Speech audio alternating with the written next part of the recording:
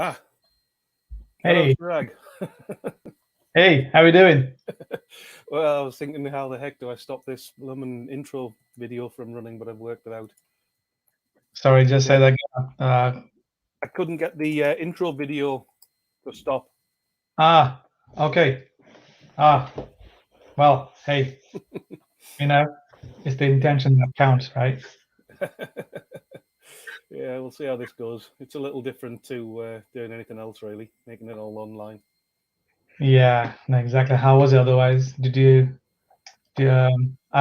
tried to join, but I was trying to set up the show here, so obviously, Hang on a second, Paul's just contacted me. yeah, sure, no worries.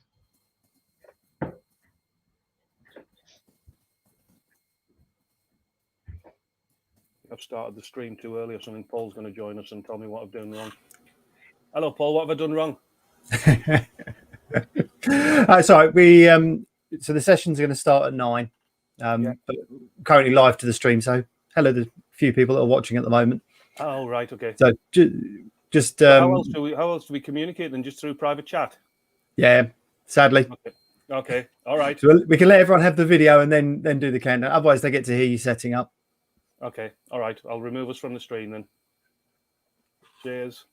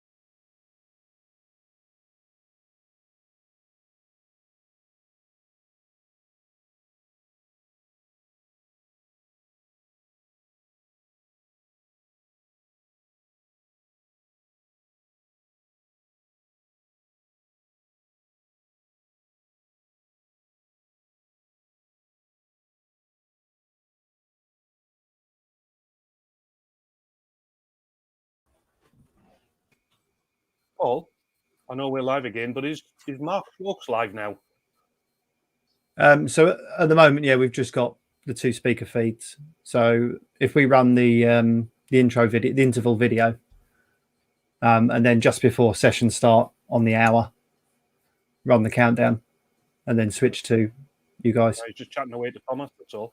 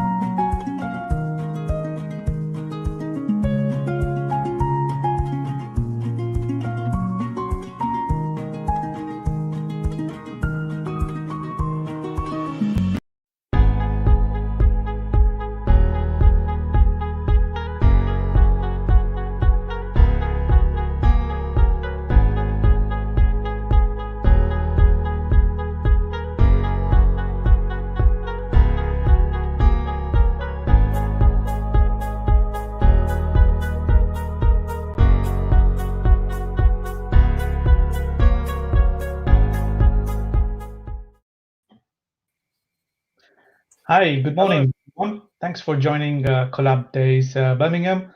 And it's great to have you here today. And my name is Chirag Patel. Here to present you with a topic on everything about external sharing in Microsoft 365. And so, without further ado, just kind of make a move.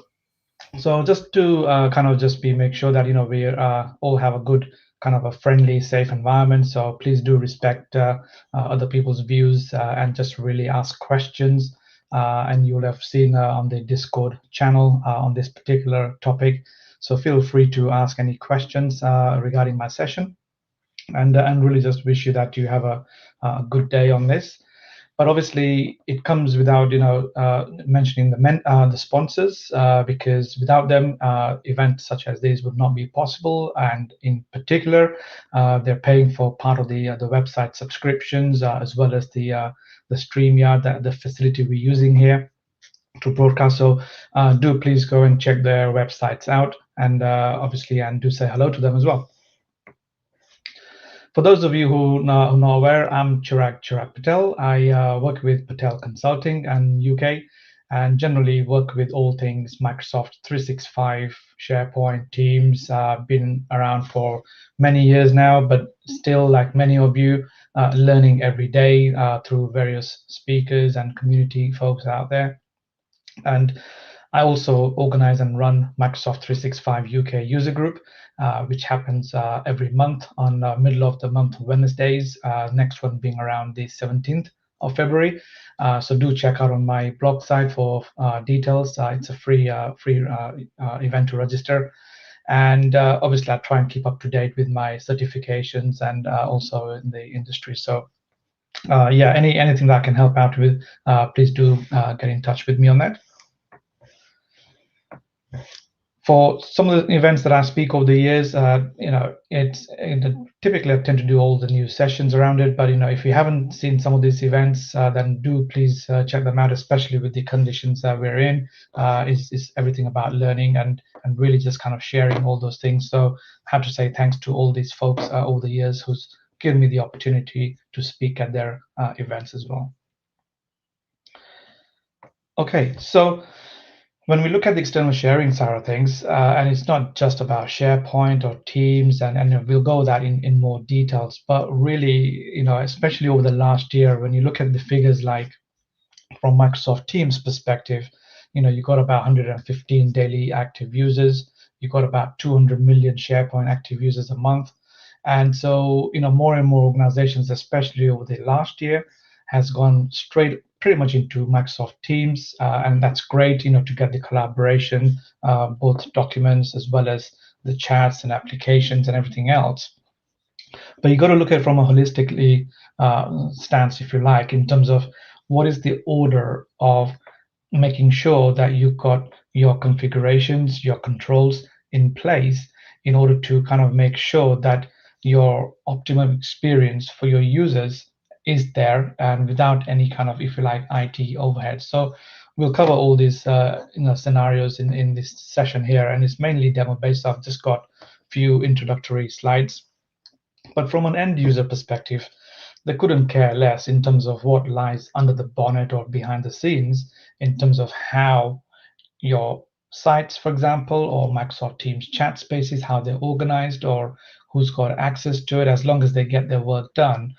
And this sharing dialog box is pretty much common to everybody, whether you're in your Microsoft 365 apps such as Word, Excel, or if you're in SharePoint or in Teams, you get that consistent dialog box to share. And really, it's kind of, from anyone on the planet, you can share your content to, all the way down to a specific individual inside your organization. So you've got really vast kind of spectrum of ways to share your content. Some of those settings you see there is obviously context sensitive, depending on which options you choose. But really, if you look at it from anyone with the link, for example, and you may have from sales and marketing departments or any content that you just want to share for anybody, then you can actually put things like the expiry dates or even put a password on it. But the thing to remember there is that it can have a multiple forwards, so that email can get forwarded to anybody, if you like. especially if you got, say, the people in Contoso link here as an example. So really depends on how you enable your collaboration aspects. So by default, you can either have things as just a view only, or have edits, and you can change that at various levels. But if we step back and then look at it from an IT and business perspective, you want to make sure that you've at least got enough controls and processes in place in terms of who's responsible for sharing, not just from an end user's perspective, but also things like the team owners or site owners. You then also have in some highly regulated organizations where you've got to go through some kind of training in order to make sure that you really understand what that sharing entails when you do external sharing and all those things. And then you've got some of the new features over the last few months that's kicked in, where you can actually classify your Microsoft Teams chat space or your SharePoint sites and make it at, say, if it's confidential, you can then basically tailor that to say that any confidential related team chat space or a site can't be shared externally at all. So you can do a block on that external sharing. But again, consideration is to be given around what kind of policies you put in place, and making sure that the users really understand from that perspective. But when you look at the governance in slightly more detail, again, there are various facets for this, and there are good community articles, blogs out there, Susan Hanley being one of them, in regards to SharePoint and the general teams. But these are kind of, if you like, some of the points to think about before you even kind of think about doing the external sharing part, in terms of how you're going to go about doing things like being able to put DLP policies in place so that you can kind of flag or monitor those external sharing content, being able to apply conditional access from Azure AD to be able to make sure that if MFA is required, or you want to block certain devices or platforms. So you have all that kind of controls around that to consider, to make that kind of, if you like, a governance plan from an external sharing perspective. And so once you kind of got that, and then you have enough controls in place, then really kind of the policies, and these are some of the policies I use in some of my organizations that I work with, in terms of plain English policies, just to make sure that each policy translates into a particular feature of your configuration. So I'll pick a few there. For example, like you may just want only SharePoint to be shared externally, but possibly not want OneDrive users to share their content from their OneDrives. You may want to put some specific domains to place that only your partners can be shared to and nobody else, all the way down to only have subset of users who can share and not anybody else. So you got very much granularity there in terms of sharing, and in particular within SharePoint itself, you have more flexibility compared to even Microsoft Teams perspective. So the starting point from a practical stance is that you would normally have a tenant switch, which is the main switch, essentially to say yay or nay in terms of whether you allow it for external sharing or not. So we can actually just go through the demo now in terms of just driving through this. So if I switch over to my Contoso environment, which is my example organization. So in Azure Active Directory, here I am. And in terms of that, I can just go and search for external identities. Wrong one. And so within external identities, I've got an area here called external collaboration settings. And this is kind of really like, if like the main area for that. So for example, do you want to just keep it IT controlled, or do you want to also allow the end users? So that's your first switch there. Can members also invite? And members being that not just the team owners or site owners in SharePoint, but also the actual members themselves. Even though they may have slightly lower permissions compared to the owners, they'll still be able to share. And if you want that to happen, and in most organizations, that's usually switched to yes. But the one that you might want to control on is things like if guests can invite or not. So in most cases, you might want to turn that no, because you just don't know what they're going to forward on and so on. And then you got a few things there in terms of coming in a couple of months or in March thereabouts is this automatic one-time passcode that will be kind of prompted to be able to enter when accessing your content from external sharing perspective. So that's kind of, if you like, the first area for that. So once you kind of gone that, then you're just basically stepping into Microsoft 365 space. So if I then go over to my admin center. So in Admin Center, there's few things. Obviously, in users, not only you can see your active users, but you can also see your guest users in there as well. And that's kind of fairly self-explanatory perspective in terms of who the guests are. And these are guests who are being allowed through Microsoft Teams or even through the SharePoint as well. But if you've got a particular file or a folder that you've shared, then those entries will not show up in here. So even though if it's just a one file, and for that you have to go into each and every SharePoint site to be able to work out who has got that specific access to that file. So be careful with that one. But once I'm in here, then there's settings. I'll go into here, org settings. Within org settings, I'll go into security and privacy, and then you got sharing over there as well. So this is the area which, again, is the same as what you've got in the Azure in a couple of screens we saw ago, where you can either enable or disable the guest access from that. So that's the kind of from across the board on your tenant. So not just SharePoint or Teams, but even through your other applications, Power BI or any workspace that's connected to your Microsoft 365 group. But once you kind of got that in place, and remember that at this point, when you do allow access to the guests for that, then that's across all your Microsoft Teams chat spaces, and including SharePoint, that you can actually allow somebody to have access to it. So there is no GUI controls here to be able to select a particular team that you may want to disable from having that guest access. SharePoint has got its own invitation model, which we'll take a look as well. But once I'm in here, then I can go into SharePoint Admin Center, specifically within the external sharing side of things.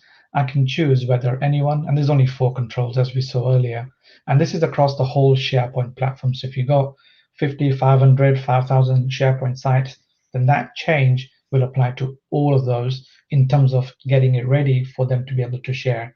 And then you can still control individually from that. So that's your controls from here. And then we'll just kind of dive into SharePoint Admin Center specifically.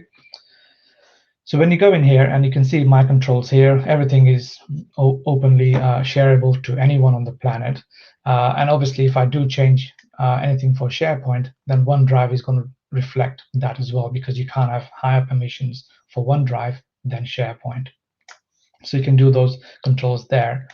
But specifically, as I kind of showed those brief policies earlier, then this is the areas you can actually translate those policies into these particular actions. So an example here is that you may want to just allow specific groups of people in your organization who can only share externally. So in this case, you may have, say, sales and marketing folks who may just be able to share, so that everyone, no matter 50 members or 100 or whichever, they'll all be able to share things externally, not just from their SharePoint site, but also from other SharePoint sites that they might be a member of, as long as that site is turned on for sharing externally. So that's kind of a key part there. And then you got a few things in here as well. So in terms of being able to control your file folder links, in terms of the defaults that you want. So some organizations lock it down to have a specific people. If you really want to encourage collaboration, then option would be edit as by default, as long as everybody understands that people can edit if they wanted to. And so that's kind of your organization level side of things. But if I go into active sites, and here I've got a list of sites appearing, and by default external sharing is on, and especially with Teams as well. It was off up to now, and I think coming soon that's going to be on by default now. So there's a change to be made aware of there from your organization. If you don't want that to happen, then you just want to switch that off. Otherwise, it's just going to stay on from Teams, which we'll look at that as well. But once I'm in here in SharePoint, and I can pick any particular site. So if I pick my site here, Chirag project site, So if I go in here, then within policies, I've got my each individual site control level. So I can go into external sharing. So these are the organization level setting that we saw a few screenshots where that's picking up from that. I can still control at this site level to say only allow specific domain just for this SharePoint site, as well as being able to also have being able to override the the control from the anyone links perspective to have being able to say only this links expires in say 7 days, which might be a good thing. So you can set that for that particular SharePoint site you want. So you have that granularity, same controls as what you have in the organization level. And so once you've got that, and obviously I'm not going to make the change here, but the actual site when you go into it. So if I go back here and go to my site, then just like any SharePoint site you've got here, I got more controls now. If I want to share a particular folder, then I can do that. Again, I want to show you that, but what I do want to show you is that if any file or folders have been shared, then one of the areas for a site owner, you can come here is in the site usage or your site analytics, if you like. So you've got your various kind of reports and so on. But if you scroll down, then this will give you the view. My mistake. Sorry, wrong side. Market project team. If I come to my market project team, then the site content there. Excuse me, I've got a few files, folders that's been shared across. And so if I do see something here that says, well, that shouldn't have gone out in the first place, then I can actually stop sharing altogether if I wanted to. So if I just click on that, then I can go into view permissions. Then within here, it not only shows me that the existing team site owners and members have got access, but also it tells me that there are no sharing links for this item. But it does say that this file is shared because the folder it is in is shared. So there is a higher level of permission there. So not specifically for this file. So if I go into, and if I wanted to stop sharing, I could just stop sharing from here. But let me show you if I just go one step further. So if I go to that particular file, and I'll have to open it from this point unless I really know which folder that is. But if I go in here, and look at that file folder. So go to market plan is the top level folder from that point of view. So here's my kind of sample files here in that, and this is exactly the channel folder that I have within here that I can see, and you can see that this item has been shared with guests. So I know that this folder has been shared, and it's within here, which I can see that these people can actually edit the files and the folders within them as well. So I can then hover on that and see that who this user is, and obviously it's myself on another tenant altogether. So I can come here and just stop that sharing if I wanted to. So it's just a ways, if you like, in order to kind of navigate your way around from within your SharePoint site to be able to then control as to who has got access, when to remove those sharing permissions, and so forth. So it does require some effort in order to manage that. Depending on what you're sharing, you may just decide to share the entire site and not just the folders. So your case may be different if it's a project site, for example. But one of the things you can do here is that if I come into my site settings, then within there, I can go into my site permissions and I can actually control how this site can be shared. So in particular, from a member's perspective, and the default for any SharePoint site is that obviously everyone in that site, owners, members, can share. But if I wanted to just keep it specifically to just the site owner who can just share the site, then that's the option I would select, so that only nobody can share the entire site to externally, if you like. And then obviously I can put even more control to say that only the site owner may do that. And that could be a scenario where you may have some publishing minutes, for example, or corporate reports of that kind of nature, where you want the team to actually work and input all those controls and work on the documents and everything else. But you may just want the site owner to make that final call and publish it externally. So that lives inside your each and individual sites in terms of how you control those sharing permissions. And then you've got things like being able to have custom message for requesting access if within the organization anybody wants to access that who may not have access to it. Okay, so that's kind of from a SharePoint perspective. So we'll just jump onto the slides. So once you kind of gone through that, and we looked at the 10 level sharing from that perspective, and then being able to look at the Microsoft 365 sharing all together. Specific points from a group's perspective is that any team you create is the group is created, because without that the team wouldn't exist. So this is your planner, your teams, your group conversations in Outlook, calendar, all those group artifacts, if you like, are all part of that Microsoft 365 group. And SharePoint team site specifically is part of that. Communication site is separate from that, is never a part of any Microsoft 365 group. So the sharing permissions that you just saw equally applies to your communication site as well. A couple of things to point here is that obviously if you got a guest access enabled for your particular team, and by that token the group as well, then obviously they can't go and create any groups, even though they may be invited by invitation. They can obviously reply and take part in conversations and so forth. But there's other things that they can't do, is things like they can't browse other groups and so on. And there's a link over there that you can see more information on that perspective as well.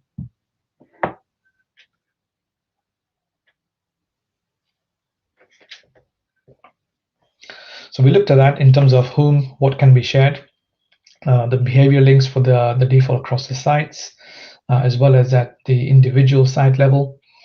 And then kind of this is just more of summary from that SharePoint perspective in terms of the controls, who, what, where, and which and how you can share that across.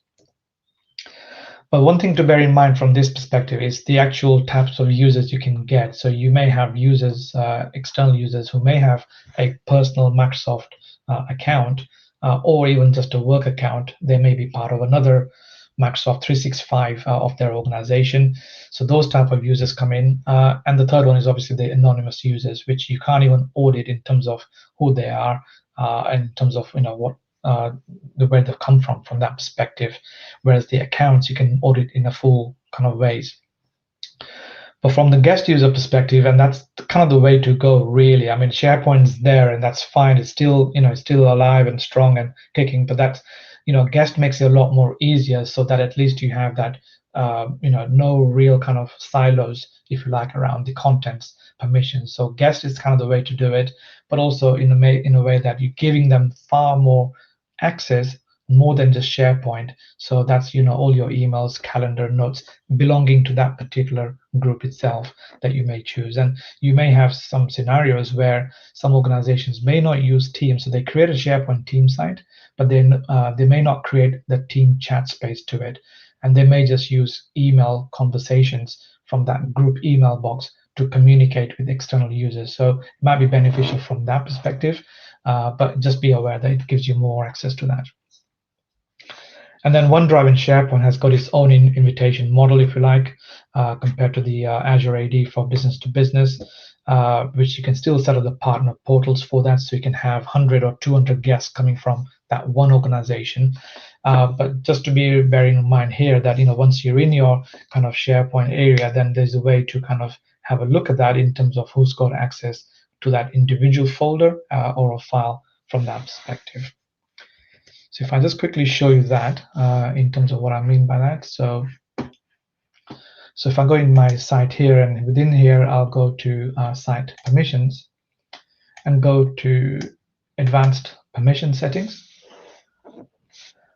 So within here, I've got my just the usual, and for those of you who's been used to with SharePoint, this is that classic legacy kind of view around that. But if I just step into any one of these groups for that matter, and just in my URL here, I can just replace that to 0. And this kind of gives me, if you like, the list of users who have accessed SharePoint in the past or present on that. So specifically within here, you can see that M365 Chirag has got access. So I didn't, he's not part of any members or owners group. It was just that folder that was shared, and that puts that stamp inside your people and groups within that SharePoint site itself. And that's the way you kind of look into that in terms of who that user is. So once I come in here, then you can see that that's the account that I use to log in. So m365@gmail.com, for example, and it puts that hash ext external hash in as a prefix. So you can run through the PowerShell for this. So you can actually kind of curse through the, if you like, every SharePoint sites, ascertain who are the external users who's member of that, in order to kind of get that inventory, if you like. And so, yeah, that's kind of, if you like, the way to go around inside your SharePoint for that. We looked at obviously the 3 invitation models in terms of the users can share or just the site owners, but also that admin management where we saw in the Azure settings where you can just say only admin can invite and not the users itself. So that's probably a good way, with the multinational organizations or large organizations to be able to control the guest invitations from that point of view and have that terms of agreement or use to accept and go through that, if you like, a brief kind of point of introductions around that, into making sure that they behave the way they should in your organizations for the data. We looked at the site usage. Some issues you may get, and this is obviously a common one, but I know there's a good kind of link Microsoft have put in terms of coaching the the guest users.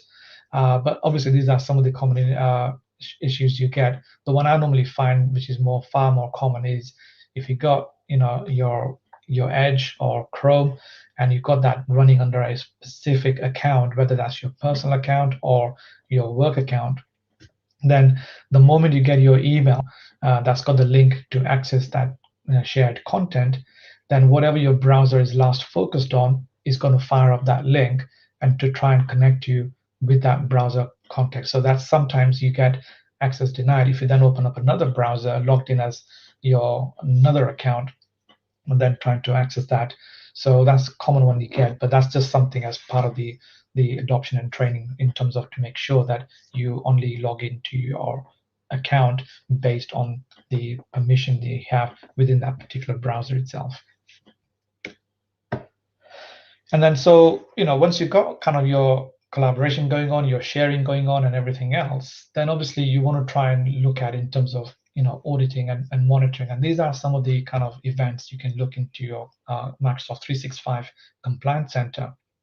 And specifically, these events you have here is more from a kind of not just within this and that particular site, but all the sites that you want to kind of cover off in terms of when that invitation link was created or accepted, and particularly the anonymous links there as well. And that's kind of a good way to run that report and alerts, if you like, as well, if you really wanted to control in terms of that auditing aspect of things. So coming over to Teams, in terms of guest access wise, and we kind of covered in slight more detail in terms of that, it's connected to your Microsoft 365 group, but it just doesn't stop there, because obviously you've got your global policies and particular like live events. So if you have live events happening in your organizations through your company town hall meetings, but you do have that option in there to say everyone, and that's basically everyone on the planet. So that's one way, if you like, that external sharing can happen purely from a delivery of an event perspective. But also you got those files sharing as well. If you want to, because by default these usually are on. So if you don't want that to connect with Dropbox or Citrix files or anything like that at all, then these are the areas within your Teams admin center to be able to kind of switch those off. And then on the right-hand side, you got your guest access in more detail for your Teams environment from a calling perspective, as well as the meeting, and in order to kind of allowing them to have that Meet Now feature capability.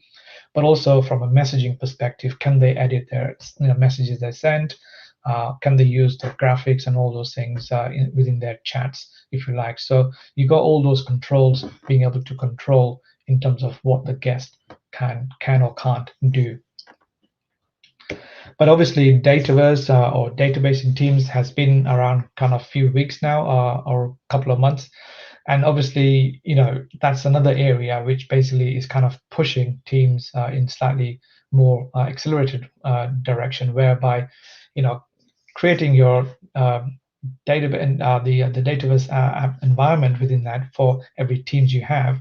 And so if you have a guest who's got already access to your teams, then obviously they will see that environment in there as well. But obviously they can only add or edit their own records in that, so they can't see anybody else's. And from a database perspective, I think from my view on that is slightly a bit kind of a bit step back, because if you've got a database that's got all the records in there, which is kind of a shared medium, if you like, then why would you not have all the members, including the guest in that, who's got access to it? But I guess we'll see. Time will tell if that kind of improves on that experience. But at the moment, it's been caught out by a few of my clients anyways, when they try to create some smart solutions, only to find that their guest couldn't access all the records in that database environment. In terms of when you look at the actual the authorization process from a guest access perspective, whether that's from Azure Active Directory or the Teams or SharePoint, then it's kind of two models like we were mentioning, through invitation or through redemption. So the invitation is fairly straightforward in your Azure Active Directory, where you create your regular users in the same space. You create your guest users, whether they can allow, whether they can have specific artifacts around that, or once that's done that, obviously in terms of the invitation that's been sent to the guest, then obviously these are the kind of mechanisms it goes through in terms of, can they use Teams? If not, then you retry to add the guest again. And if they do get access to it, then the SharePoint element kicks in order to then say, does external sharing on SharePoint is allowed or not. So once that is allowed, then obviously at that point, you've got that full guest experience with the files access covered in that entirety. And again, you can see the link there. There's a lot more dependencies in terms of how that whole experience is controlled. But I must say, compared to a few years ago, that whole experience is much neater now, and it just kind of works on that. I've put the PowerShell script here because this is the one I use all the time, and just kind of warning the organizations around it, because you've got so many teams and guest access is enabled, then it just means that you can allow that unless you've got any other policies that's set, whether that's through classification. But really, this is the one script that you really should have in order to then be able to disable or enable a specific team for guest access, in order to kind of go through your Azure AD PowerShell, and then being able to connect those templates in order to kind of set that up settings for it. So if you look at the additional workloads within Microsoft 365, so it's always not just about Teams or SharePoint. When you look at Planner, and Planner is obviously part of your Microsoft 365 group, but there are some specific elements there from a Planner perspective in terms of what the guest can or can't do. So things like, they can't create a plan or delete a plan, but they can edit the name of the plan. And I've seen that being caught out a few places as well. And also, if you have groups that's created, they are able to view those public plans as well, because when you create your Microsoft 365 group, they're either private, and most cases they are, or they can be public group, which means that anybody in the organization can actually edit any content within that. So those are the things to be aware of from that perspective. Yammer is great for company-wide collaboration, and yes, you got your external networks and being able to add external users to it, and if they're connected with Microsoft 365 group, then the same experience you get from there in order to do that. But unless you choose that different, then these are kind of some of the further info in there. You can have a look from that perspective. But one of the things that's kind of really, in kind of going through the preview side of things is monitoring the guests, because now you got your guests all over the place, if you like. But obviously, how do you go about creating those reviews? And obviously, this is part of that Azure AD Premium 2 license, but it's a way to kind of having that effective way of managing those access guest reviews. So, in terms of the licensing perspective, whoever's going to set up the reviews, they have to have a license, as well as the teams who's going to be responsible for managing that as well. So there is a cost element to that. But in terms of what it looks like, let's take a look at that. So I'll go back to my screen there. I'm just going to close a few tabs. Okay. So if I head over to my Azure external collaboration settings, then on the left-hand side here, I've got access reviews there. So if I go in there, yeah, that's fine. Don't want to save anything. Excuse me. So in access reviews, I can create a new access review, and I can choose whether it's just the teams and groups or the actual assignment to the applications within that itself. So once I've kind of done that, then I can actually go and say I'll pick my teams, and I can either do all the groups with guest users. That would be really nice and handy as soon as that goes into production. But until then, just be cautious if you use that. But if I go into select teams plus groups, then I can obviously choose my teams within there. So I can choose, say, mark a project team. That's one of the teams that I have, which we saw earlier. I can select that particular team, and then I can say, who do I want to review on that part?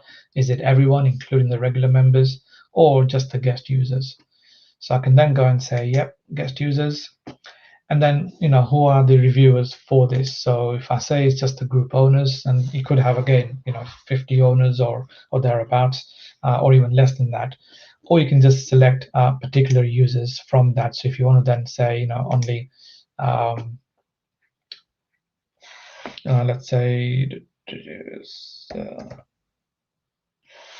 maybe sales and marketing owners, for example, might want to review that.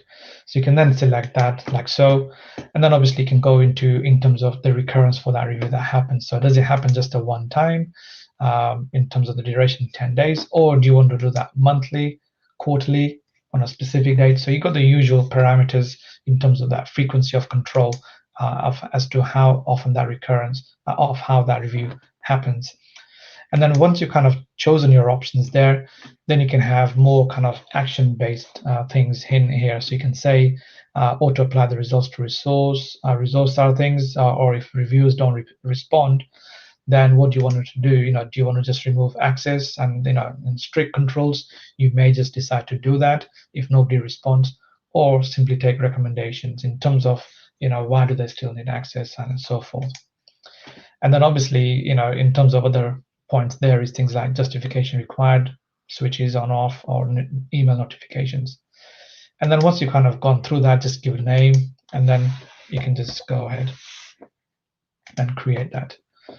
So that's kind of a fairly straightforward way of just monitoring your guests in your tenant, and kind of in line with your policies and audits and everything else that you may go through to be able to kind of manage your guests in your tenant. Okay, and then you got just kind of a few areas to consider as part of the overall Microsoft 365. If you do decide to share external, the calendars there, then that's one of the options you have there in terms of people being able to view whether you're free or busy. You've also got another area which is consent to apps, in order to connect with your Active Directory, Azure AD itself, and consent to those applications.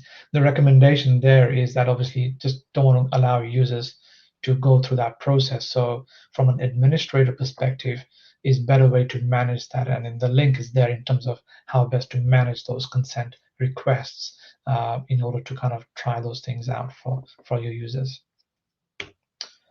But at the same time, if you're within the apps itself, can they access the Office store? Can they install trial apps and services, the add-ons and all those things? So again, you may want to disable that if you don't know, or if there's no due diligence process as to what those things actually does in order to kind of try it out. And then Microsoft Forms, this is great, kind of, if you like, addition to the 365 in terms of being able to create your surveys, polls, and all those things within that. But you do have the ability to actually control what goes out in terms of the external sharing part of things, being able to collect those responses, share the form as a template and so forth. So you got that controls to keep in mind as well. and including Sway as well, being able to bring various content pieces, being able to share that kind of interactive experience, if you like, out there, on the if you wanted to share that information. The only thing I would say to that is that if you do put in any kind of content related within your files within SharePoint or anywhere else, then you just have to make sure that how is that actually connecting to your Sway, because even though you may have something blocked as confidential and you put that file contents inside your Sway and you share that out, then that's one thing to watch out for as well. And then kind of coming to the end is, there's obviously a lot more to external sharing side of things, and these are some of the links that I've kind of just put there as a reference in terms of the best practices, in the kind of having that regulated environment in terms of the 3 tiers of protection that you have, all the way to being highly sensitive. So you can kind of go through that environment and being able to also create that secure guest sharing environment. Also being that B2B extranet as well, like we mentioned briefly, that if you have a huge partner or supplier or anybody else you're working with who have many users, then what you don't want to do is just go and share individually all the time. You just give them the whole company access to that one particular team or SharePoint site, and that's the way kind of to just go through that. Okay, so I think that pretty much is it for me, really. And just wanted to say, a big thanks to everybody, and in particular Brett, Tony, and Paul for making this event happen. And really hope that you enjoy the rest of the day. And yeah, I'll I'm going to just go to my Discord channel here to see if there are any questions. But just wanted to say, yeah, big thanks, and keep connected. I'm speaking in Scottish Summit in a month's time, so hopefully you can join us then as well, and you can get those details from my site, techgerad.com there. So if I just have a look.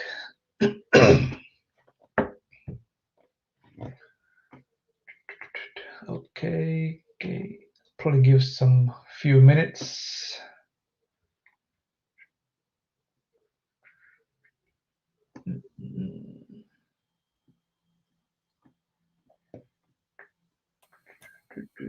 Yeah, yeah, I'll share my slides later on today, so you'll get that. And yeah, I believe the recording will be shared as well. So yeah, that's fine. Just check back to the website, please, as and when that happens. But I think apart from that, there is no other questions, which means basically that you pretty much know it. That's great. And if there were any improvements, then that's great too. Hopefully you've learned something on that. But yeah, I think I'll probably just give a couple of minutes here. But I think Chirag, Chirag, thanks for that. Yeah, let's just hang on a couple of more minutes to see if anybody has got any questions. Okay. But as you say, I guess you've made it so clear and straightforward for everybody that they've got nothing to question you on. So good job, I think. Thanks for doing it. Thanks for having, and thanks for moderating the session and the remainder of the sessions today. I really appreciate your efforts, Tony. No problem. Coming to you live from my bedroom. It's a strange one, this, must admit. It is. As I said at the beginning, this is the first time I've ever attended a conference wearing a pair of slippers.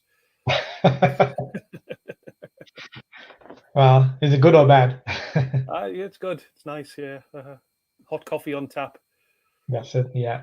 Flexibility. Yes. How did you find that? Okay. Yeah, no, it's good. I've done quite a few actually, but yeah, it's nothing like the real world really. I think that whole interaction, the eye contact and expressions on attendees, and yeah, it's just all that is not here. I presumed you'd be an old hand by now. 10 months in, we're pretty much all getting very used to it now, aren't we? Yeah, it's becoming slightly second nature. I think there is a bit of a fatigue, anyways, because when you do so many virtual events, it's just there's only so much energy you can give, really. It is indeed, yeah. Okay. Yeah. So if anybody has got any questions after this, Chirag, they know how to contact you. You've already told them about your contact details. So if anybody wants to... yeah, absolutely. That's the best way to do it. Yeah, I'll keep an eye on the Discord all day anyway. So if somebody does think of anything, then yeah, that's great. Great stuff. Okay. Thanks again. Great. Thanks. Enjoy the day, Tony. Cheers. Bye-bye.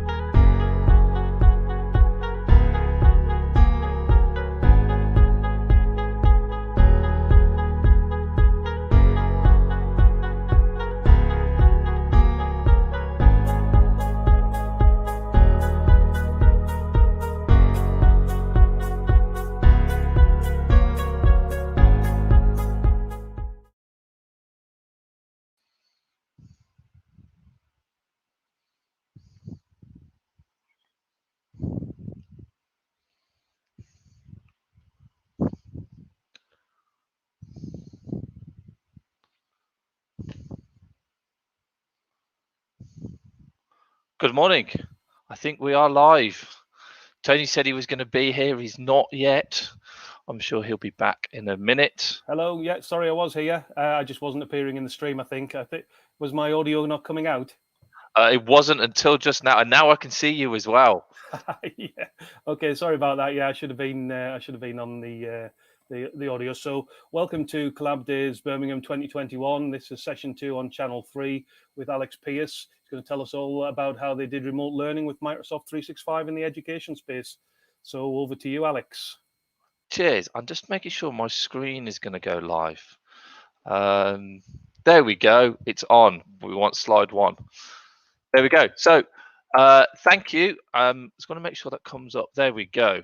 All right, that'll jump to slide 1. There we go. We're all done. Great. Good to be here. Thank you. And thanks for Tony and the team for inviting me on. It's great to be able to come and speak to everybody who's listening both now, but also to the recorded sessions. Please do free to jump onto the Discord channel and get commenting in there. Any questions that you've got, please do give me a shout. Both now and in the future, I'm a big Discord user anyway, so I'm always around and available for a chat. So just to go through, there's a bit of a code of conduct. Any problems, please do come forward. We want to make sure that we're equal and fair for everybody. So please do report anything, and of course we'll be taken very seriously, and we'll get to the bottom of that as soon as we possibly can. And I also have to say that this whole event's been great to be able to get on. The hosting, the streaming, from a speaker point of view, it's all been great. And that's, of course, a paid for service. So thank you to all our sponsors that have enabled that to happen for us. So you can listen to it for free. I can get on and join and just get on with it, really, which is great. So thank you to all these that are listed on the screen right now. So we are in the middle of a pandemic. We all know that. It's a bit of a silly thing to say, really, but I've been working in the education space now for almost 20 years. I started working for a company called RM, who puts computers into schools back in the year 2000. And here I am now talking to you about how we did remote learning. And it's a scary thing of kind of what's gone over the last 12 months and being able to see things from the very start before things were even being announced from the government around remote learning. But I thought I'd share a bit about my journey around that and what this actually looks like, and why I thought it may be interesting for you to share with you guys. I'm also keen to go through the technical guidance that came out from Microsoft and the DFE, and also give you some tips at the very end around this is what maybe some things you could do if you want to understand a bit more around how kids and teachers are having to learn on the Microsoft platform with Microsoft 365 education. So lockdown 3, now it's 4th of January here in the UK, and in the actual press release came out some information. As you can see here, the government expects schools to have a digital platform such as G Suite or Microsoft Education, and should be providing with remote lessons via video lessons. Now, some schools have interpreted that differently. That's fine. But as you can see, this is the main thing here. We've actually got the government saying it needs to run on the Microsoft platform. And with 32,000 schools in the UK, that's a lot. There's a lot of lessons that need to go on. It's a lot of students. And I'm going to go through a few different things around some of these statistics as we kind of go in and delve into this presentation a bit further. So just to give you a bit of an insight on myself, so I started a company called BFC Networks about 13 years ago now, and we do Office 365 for education. That's what we do. We don't do anything else. We specialize in delivering tools like this. I'm a Microsoft MVP, again, something I've been for 13 years now. You can get me on Twitter, you can get me on LinkedIn, you can get me on my email there. I'm also a Me expert. So this is the Microsoft Innovative Educator Experts, and this is another award that Microsoft have for teachers and for trainers who work in the education space. So I was lucky enough to be able to get that this year. You have to train so many people and be out there doing stuff in the community, supporting teachers and schools. So this year has been, as I said, quite a busy one from my point of view, managing and looking after schools up and down the UK, however, also abroad. I was able to be a pilot for 5 schools in Gambia. 5 schools is 32,000 students. So that's a scary thought. So training them and building up their environment to ensure that they can do remote learning.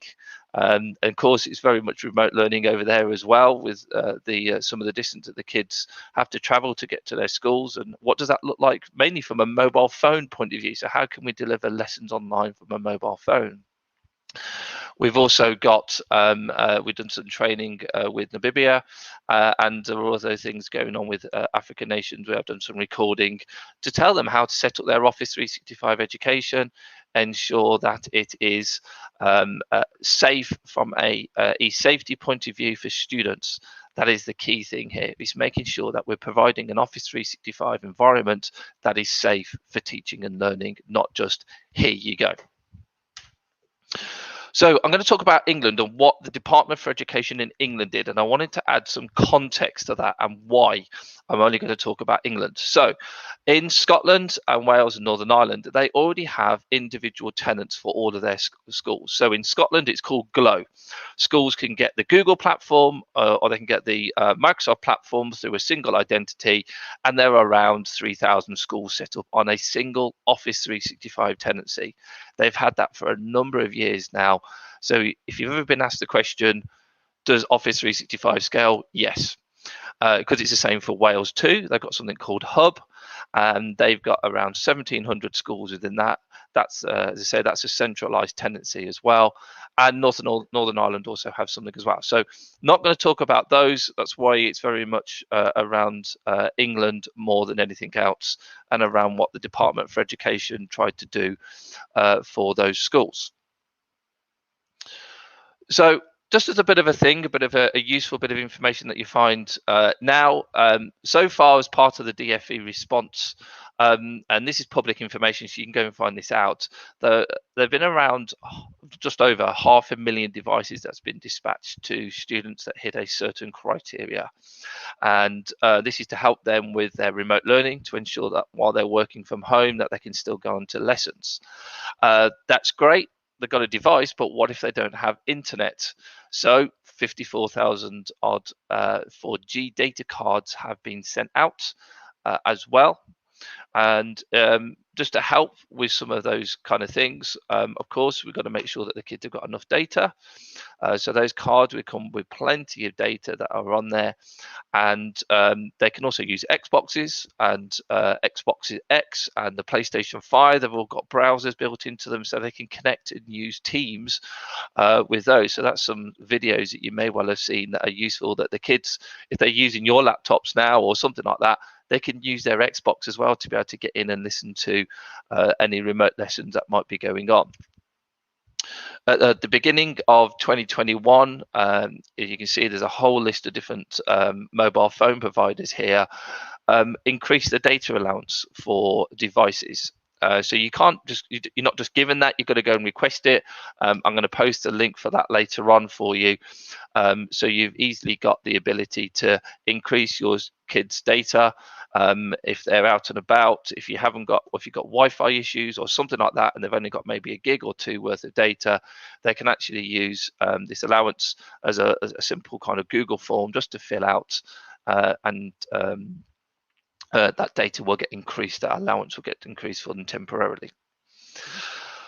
But one of the things that the DFE did is they made a voucher available for schools in the UK. So the schools can apply for this voucher. So if they're an individual secondary school, they can get £2,000 towards this remote learning environment. Primary school get 1,500, and for every school in a MAT, so a multi-academy trust, so this is where a school are all within a centralised tenants themselves, £1,000 per school. I can guarantee you now, when you're working with 15, 20 schools in a single tenant, it's a lot more difficult than it is with a single secondary school and a single tenant. So I'm not allowed to give out some exact information around this. You can probably imagine I've got an NDA with Microsoft, so I don't particularly want Microsoft lawyers on my back. So to be sharing some of the government information as well, I don't particularly want the government on my back. But from some rough calculations that I've done, there are 32,770 schools in the UK. Sorry, in England, and that's a lot, as you can imagine. So that's a lot of actual Office 365 tenancies. Most schools have got their own Office 365 tenancy.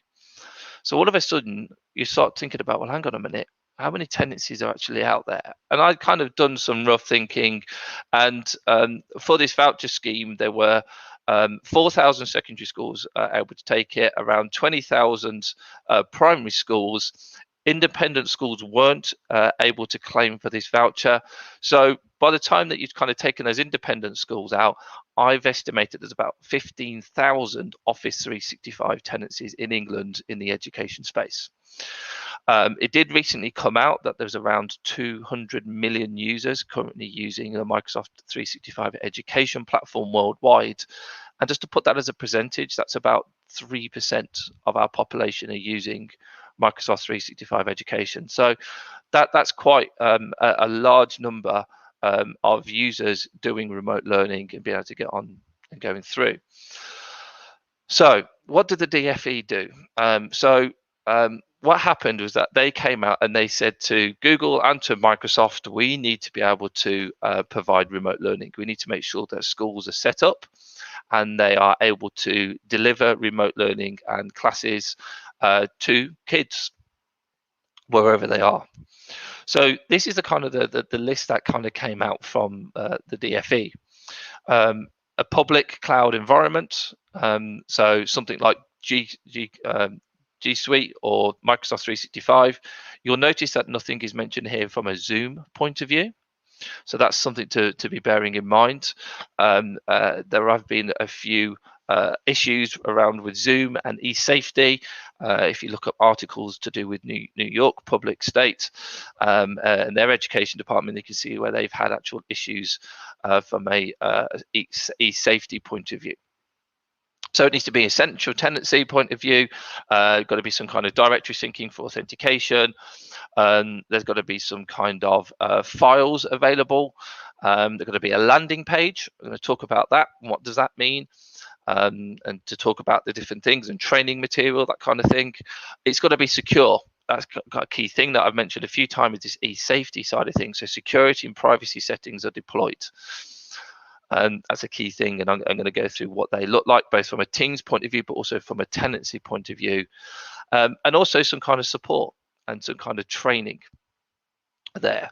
So this was mainly an implementation and project. It wasn't necessarily a maintenance project. So different suppliers who have been able to go off and deliver this have been able to interpret what they want to do, whether they want to support them for the whole year, whether they want to just do an install.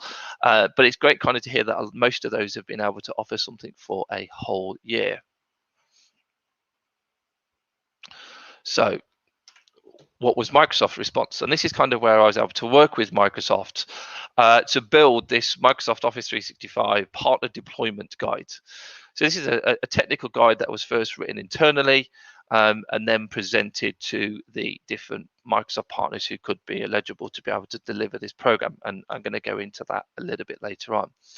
But I wanted to kind of go through this guide and some of the kind of the difficulties and the things we have to think about sometimes with Office 365 tenancies and why there were some challenges when this document was written. So I mentioned that I've estimated there's probably around 15,000 tenancies in England. Each partner's probably delivered them differently. There's different configuration that is different that is out there. So how do you put out guidance around how users are created if they've got a federated service already with something like AD Connect, or they've got a third-party application that's been delivered, like a company called RM. They've got a product called RM Unify.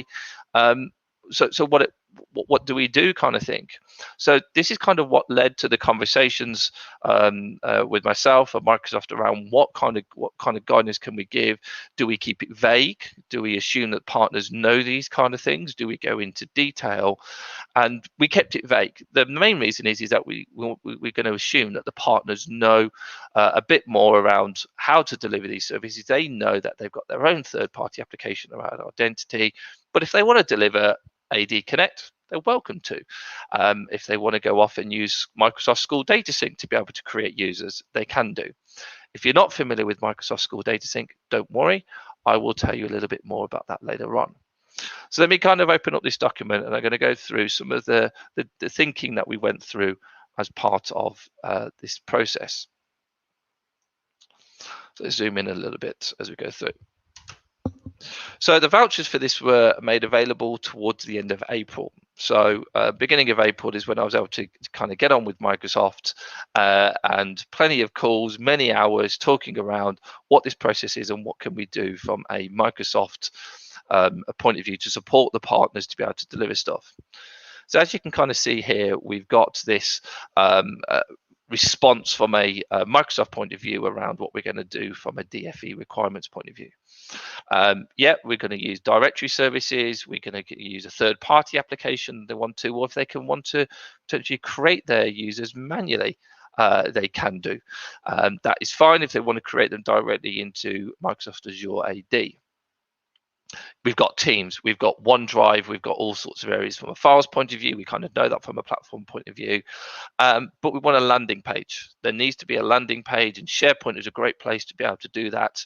And a SharePoint page was built that was then templated into a PNP template, and then is available up for anybody to go and access as part of it. Kind of saying that the landing page that's there, so that gets deployed and made available to staff.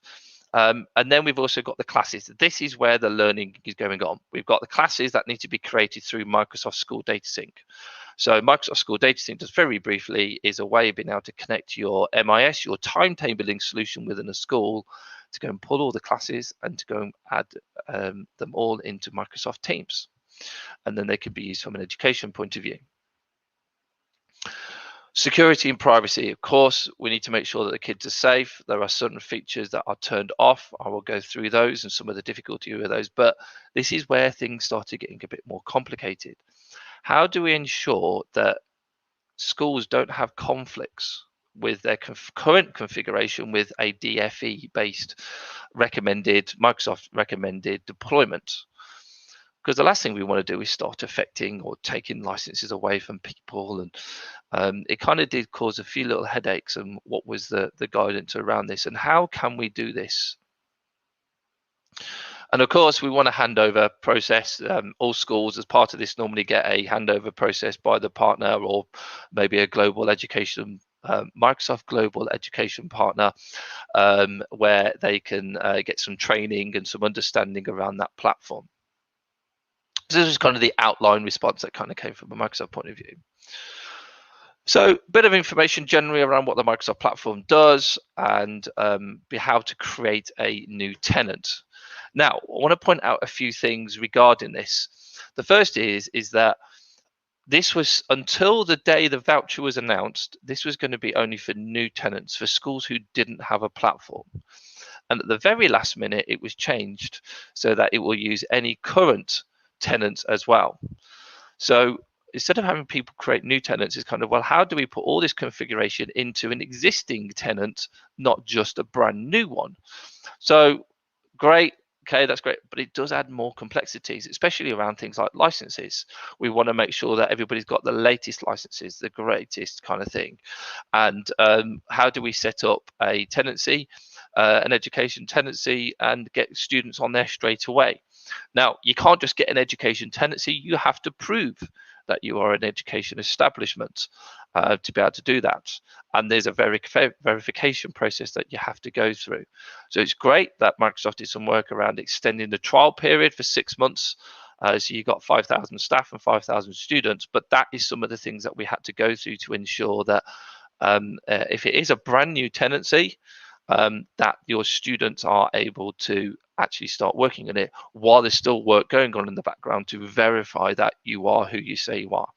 Bearing in mind, there's probably only a few people who check the verification from a Microsoft point of view, and there will be a lot of schools around the world needing to set up Office 365. Domain setup, great. School's got a domain name there already, but what if it's in another platform? What if their email is already somewhere else? What is the process that we want to go through from that point of view? So those are some of the considerations. The fallback would always be you can just use the .onmicrosoft.com tenancy domain name. So that was it there. What should we do from a user point of view and a naming scheme? But we wanted to give some of the impacts and some of the thoughts that might go on if there's a bit of an issue from a tenancy point of view, and things to consider if you're going to have a problem. Naming schemes and distributions. Now, there used to be something called Vector in the day, and if you remember that from a good about 10 years, 11 years ago, Vector were there to bring out certain standards in the education IT space, and safeguarding was one of their key things, and they were very good at ensuring that certain things were there. So, for example, should a student name be in the actual display name or in their email address? Because if they email externally, they've then got the name publicly available. In the same way, do teachers want to have, for example, myself would be Alex Pierce. Well, none of the kids would ever call me Alex. They would call me Mr. Pierce or Sir. So it's kind of what do we want from a display point of view to ensure that that same kind of e-safety is still going on and the same kind of level of respect that the schools want to be able to deliver. So in there, let's make sure that the kind of things are still going over and we've still got that safety point of view. Landing page. Right, let me show you this landing page. We had a language page. Microsoft built this themselves, and we wanted to make sure that go through. So let me just bring up this little page for you. So this is our landing page that was designed, as I said. I'll put the link into Discord afterwards around how you can access this if you want to go and deploy it.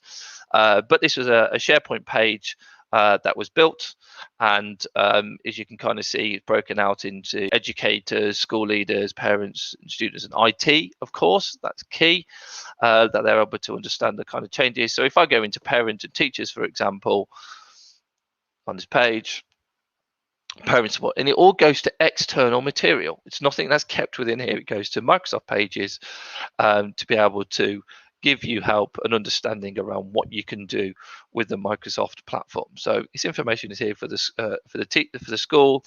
I'm just going to go to the school leaders one because there's some really great ones in here. 5 steps. A 5-step approach to help schools shift an effective and a possible to distance learning, and lots of stuff. How to create a staff team, how to create different things that are in there, how to do an online teaching, an online parents evening, for example, and using Teams from that way. So it's been great to be able to see some of these resources, and this has to get added to every single Office 365 environment that have used that voucher. So all this training material is available to those schools. We'll come back onto this a little bit later. Licensing. Now, this is one of the difficult things. So there are plenty of partners out there that do Office 365. There are a lot more partners that also do just education. So their speciality necessarily isn't Office 365. They are spending more time thinking about how we actually make the computers work inside of a school. In a primary school, they might have a technician for 1 day a week or 1/2 day a week to go around, depending on the size of the school. You will not most likely see a primary school with a full-time member of staff from a support point of view. So how do we ensure that, okay, they've got Office 365, but have they actually got everything set up from almost a best practice point of view? Now, I've kind of said remote learning a few times. This was a remote learning voucher, things to get set up from a remote learning point of view. So we wanted this Office 365 tenancy that would go out and be deployed to be for remote learning. Now, in Key Stage 2, if you've got kids, you might know if your kids what key stage they're in, but that's normally the year groups from 3 to 6. So the kids aged from about 7 to 11, they have to do email at some point. But as this was only a remote learning voucher, email was not to be set there. We wanted to make sure that it was easy for the teachers and the different areas of the school to just go and do Teams. We didn't want them worrying about email. We didn't want them worrying about Yammer. We didn't want to worry them about Kazala. Additional areas where kids could chat with each other. Let's put it in Teams. Let's control Teams and take it on from there. So we came up with some best practices around this is what Office 365 A1 staff should look like. Of course, do not take out the email license unless if they're using it. We don't want them losing their email if it's an existing tenant, of course, but by default, let's make sure that we've got Exchange Online removed, so the school can just do Teams and they know the kids are controlled from that point of view. Of course, we've also got group-based licensing. Great. That's great to be able to go and put that into schools, because now on those kind of schools, if they've got to create users in the future, all they've got to do is add them to that security group and the licenses are done. I mentioned a few things around privacy and policies. Now, at the very bottom of this document is about 7 or 8 pages just of policies and what they should look like from a team's point of view.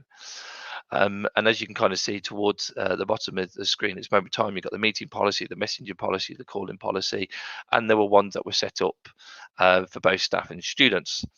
But of course, there are tenancy things that should be turned on by default. We need to want to make sure that the audit logging is on, so we know if people are opening files or if something's deleted unintentionally or maliciously, we can go off and we can see that. So let's get that kind of turned on. Microsoft Teams. Yeah, we've got all these policies, and I'll show you those a little bit later on, and the key things that are to be turned off. And as we go through security groups, we want some groups kind of created. I talked about how we get students added, so let's make sure that we've got all the staff, we've got an all student one that's there, and we've got all our teaching groups inside of Teams. We've specifically said that when we want to use something called Microsoft School Data Sync as part of this. So a bit more information about where you can get hold of different partners. So there are ones you can see there, you can do something directly and build something yourself using the Microsoft School Data Sync and the information that goes off to get that information. Capital have got something, Group Call have got something, BFC Networks have got something, and so have Salamander. And there are a few others out there as well, but I say this is a document guide that went out at the time. We've got some technical references further down this page, and we've also got some information around that handover process around what it is. So I'm going to jump down just to a few things in the technical reference, because these are some of the things. So if you've worked with a school to help them get things set up, you may want to be considering putting this information in and adding this into their tenancy as well. By default, anybody can create a group or a team. And I say everybody, I also mean students. So we don't want students creating teams. We want to make sure that that is kind of locked, it's locked down. So we've got a few in there. We've got the policies and how to deploy the policies.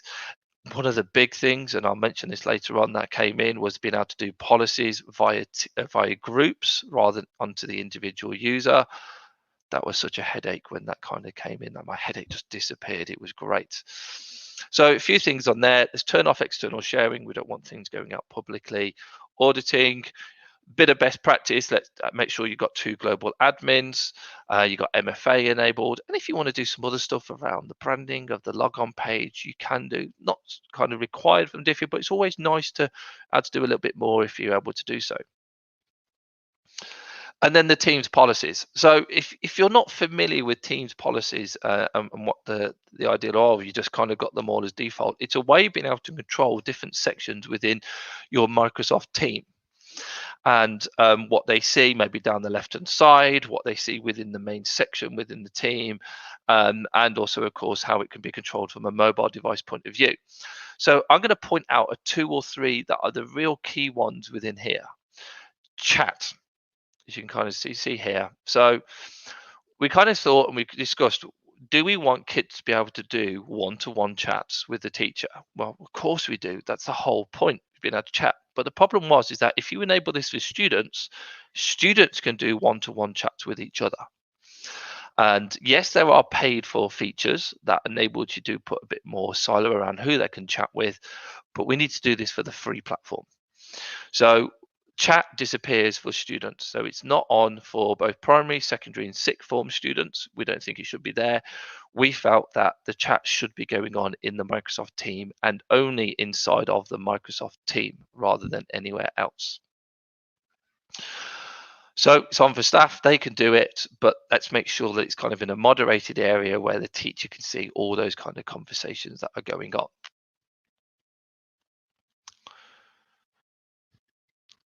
Allow meeting now in channel.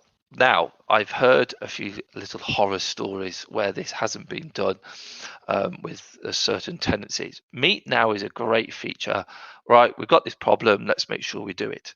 It's not great for a teacher when the kids decide to do it at 10 p.m. in the evening and all of a sudden their devices are going off because their phone is ringing to say a call is starting. As you can probably imagine, that causes all sorts of headaches. So we want the Meet feature now to only be controlled by staff and the teachers. That's why that one is turned off. But let's talk about screen sharing.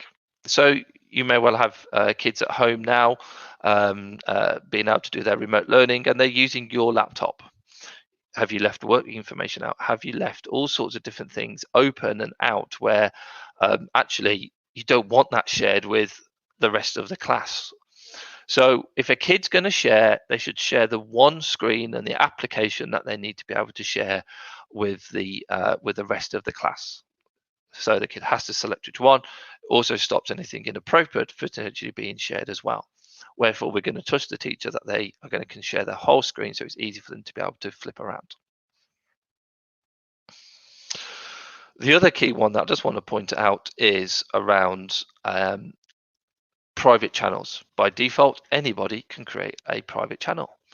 We don't want the kid creating private channels because it may well be the teacher isn't aware that that private channel is going on, and then we've created an additional area for the teacher, for the kids to be able to have conversations with themselves without the teacher knowing. So we really wanted to make it that the only conversations that could go on was between the kids and the teacher, with the teacher present there to be able to do it. It can't go on with an email. It can't go on with a Kazala or Yammer or anywhere. It has to be inside of a Microsoft team where the teachers are the owners as part of it.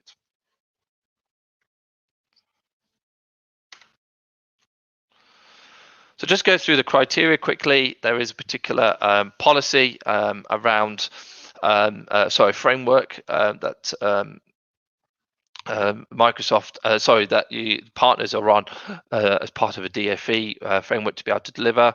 Microsoft kind of said, well, that's great, but we want to make sure that they're at least got some kind of silver or gold competency, and also have some kind of proven track record with schools.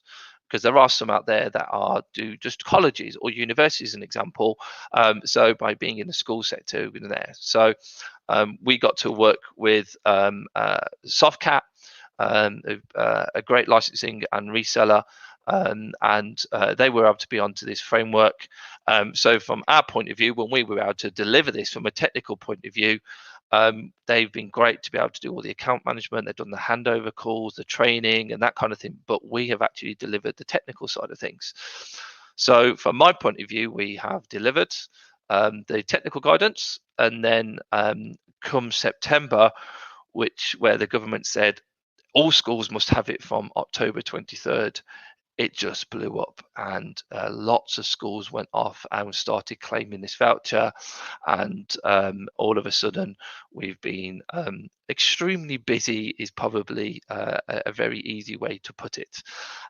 So very fortunate to be able to work with Softcat, and thank you to them for trusting us to be able to deliver this. But this is kind of where we've then started helping, and I think we're about 200 schools in now that we've actually delivered this service to, handover calls, and that's great. It's great that we've been able to help so many schools, teachers, students to be able to do that remote learning and getting on with what they need to be able to do especially during this second and third set of lockdowns, especially when there's so much lessons that are going on now. I'm not going to go into this too much. This is just kind of some of our process we went through. The school can request an environment. It gets sent through to us. There's a quote that has to be put together. The school can claim the voucher. They have to submit to us their global admin rights. We need global admin rights to be able to deliver Microsoft School Data Sync. So we have to get that. And then they have to tell us the configuration they want. Now, yes, we've got everything that's in there as part of the requirements from the DFE and technical guidance, but we don't want to go and start changing people's licenses if they're using something like Yammer. So we wanted to kind of evaluate the customer. They complete a form and they give us some information, and once that process is done, they actually get we get the configuration they want. We get access to their tenancy. We need access to their timetabling solution, so we actually use a third-party company to be able to do that. That's GroupPool, you see there in the bottom left-hand corner, and then we deploy it and we hand it back over to Softcat to do the handover call. So we kind of get through the process, and once we've got all those details, we could normally get a school delivered anywhere between 60 and 90 minutes deployed. So we've kind of really fine-tuned our provisioning engine to be able to deliver this. We've got some new code that we've built for this. So it's been a really good learning curve to be able to deliver solutions for them. But at the same time, we just want to get the schools going. So once they give us those details, we can be handing it back to them in a very, very short amount of time. Talked about the landing page. Let's go through from that point of view. And you got to see that earlier on. So let me just tell you very briefly about School Data Sync if you're not familiar with it, or if you want to be able to learn a bit more about it, or again, if you're supporting a school or you hear that your kids are at a school and they haven't got something, they thought, well, what is this Microsoft School Data Sync? So first is I got to kind of describe it. It's like your timetable being in the cloud, but it's nice and secure behind your Azure Active Directory. And what it does, it goes off and provisions lots of things. So it goes off and provisions teams. So it creates the groups, you can imagine, and then it makes teachers the owners of the class, and it makes the students the members of the class. So everybody can start moderating, can start talking, teacher can build up resources, they're going to start assigning work and that kind of thing. So I'm going to show you Teams environment inside of an education tenancy, because we've got assignment features. We've got something called the class notebook. So that's one of the things that is kind of a really nice thing from an education tenancy point of view, is that we've got this learning environment already built into it.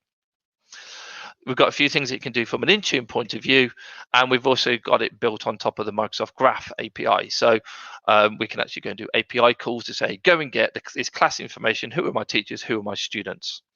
So that is what Microsoft provide. All we've got to do is we've actually got to go and put that data in there.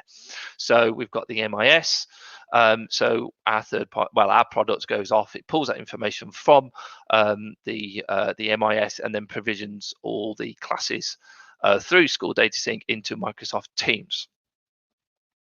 So let me just show you that in very briefly, because there's some really cool things inside of Teams that I really like, and I wish I could see this in a few more of the enterprise tenancies that are there. And you may well go, hang on a minute, I want this inside of my enterprise tenant. I'll go and poke somebody at Microsoft to have this added as well. So let's get back into a quick demo on this, and I will show you it.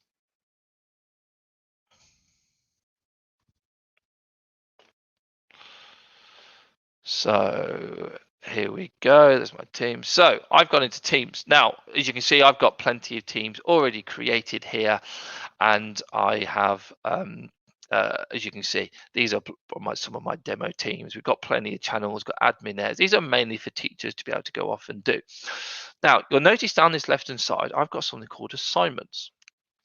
And in here, I can go off, and I'm a teacher at this moment in time, so I can actually go off and I can see some assignments that have already been sent out. So they were due, you can see here, back in December time, and I can see if the kids have handed it in, which ones have returned it. Great, I can give some feedback. Well done, Bex. And return that. Return that to students, so I can see the work. So this is all built by Microsoft, right? They've actually got a an education engineering team. So you've got the SharePoint team, you've got a Teams team that builds stuff, you've got the Exchange team. We've actually got an education engineering team building education tools for the Office 365 education tenancy. So we've got the assignments. Kids can kind of come in here and see different things, which is great. They can see their work, but it's all based around the teams that they are members of. So you can see here's, but you'll notice I've got one here called SDS class.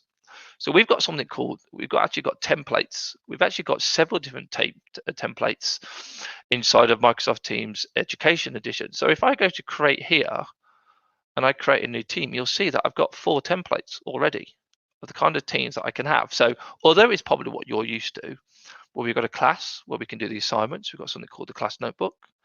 We've got professional learning community for staff to be able to do CPD training and that kind of thing, and a general staff team as well.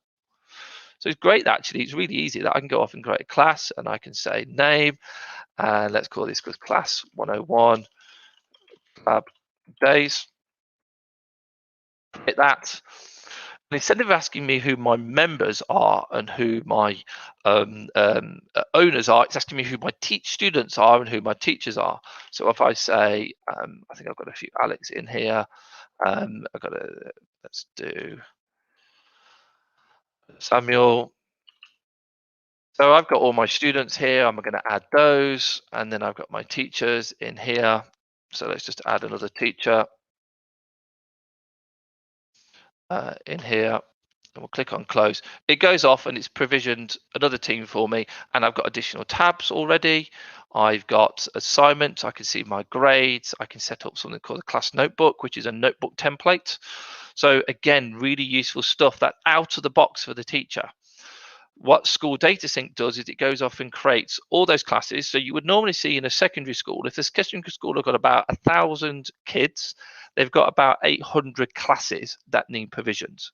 That's why you have a provisioning engine that goes and does that for you. So it goes off and it provisions those 850, 800 classes in SDS, and it creates them for you. And here we go. Here's my SDS class. And I am the teacher. I can go off and I can start setting up my team now. Now you may well notice here it says at the top, there's one student waiting to join this class. When a student logs into Teams as part of the remote learning environment, they will see nothing. They will not be able to do chat. They will not be able to access Teams. They will not be able to start chatting or posting or anything until the teacher has clicked on that activate button. It's a safeguarding tool. It's a great feature that has been built by Microsoft to ensure that kids can only do something when the teacher is ready. When that class is ready to start doing things, then they can click on activate. The kids can go in and then they can start doing it. The teacher is fully aware of things that are going on. And that's why it's great to see maybe some of these template features coming to Microsoft Teams soon, because we've seen them in the platform for a long time from an education point of view.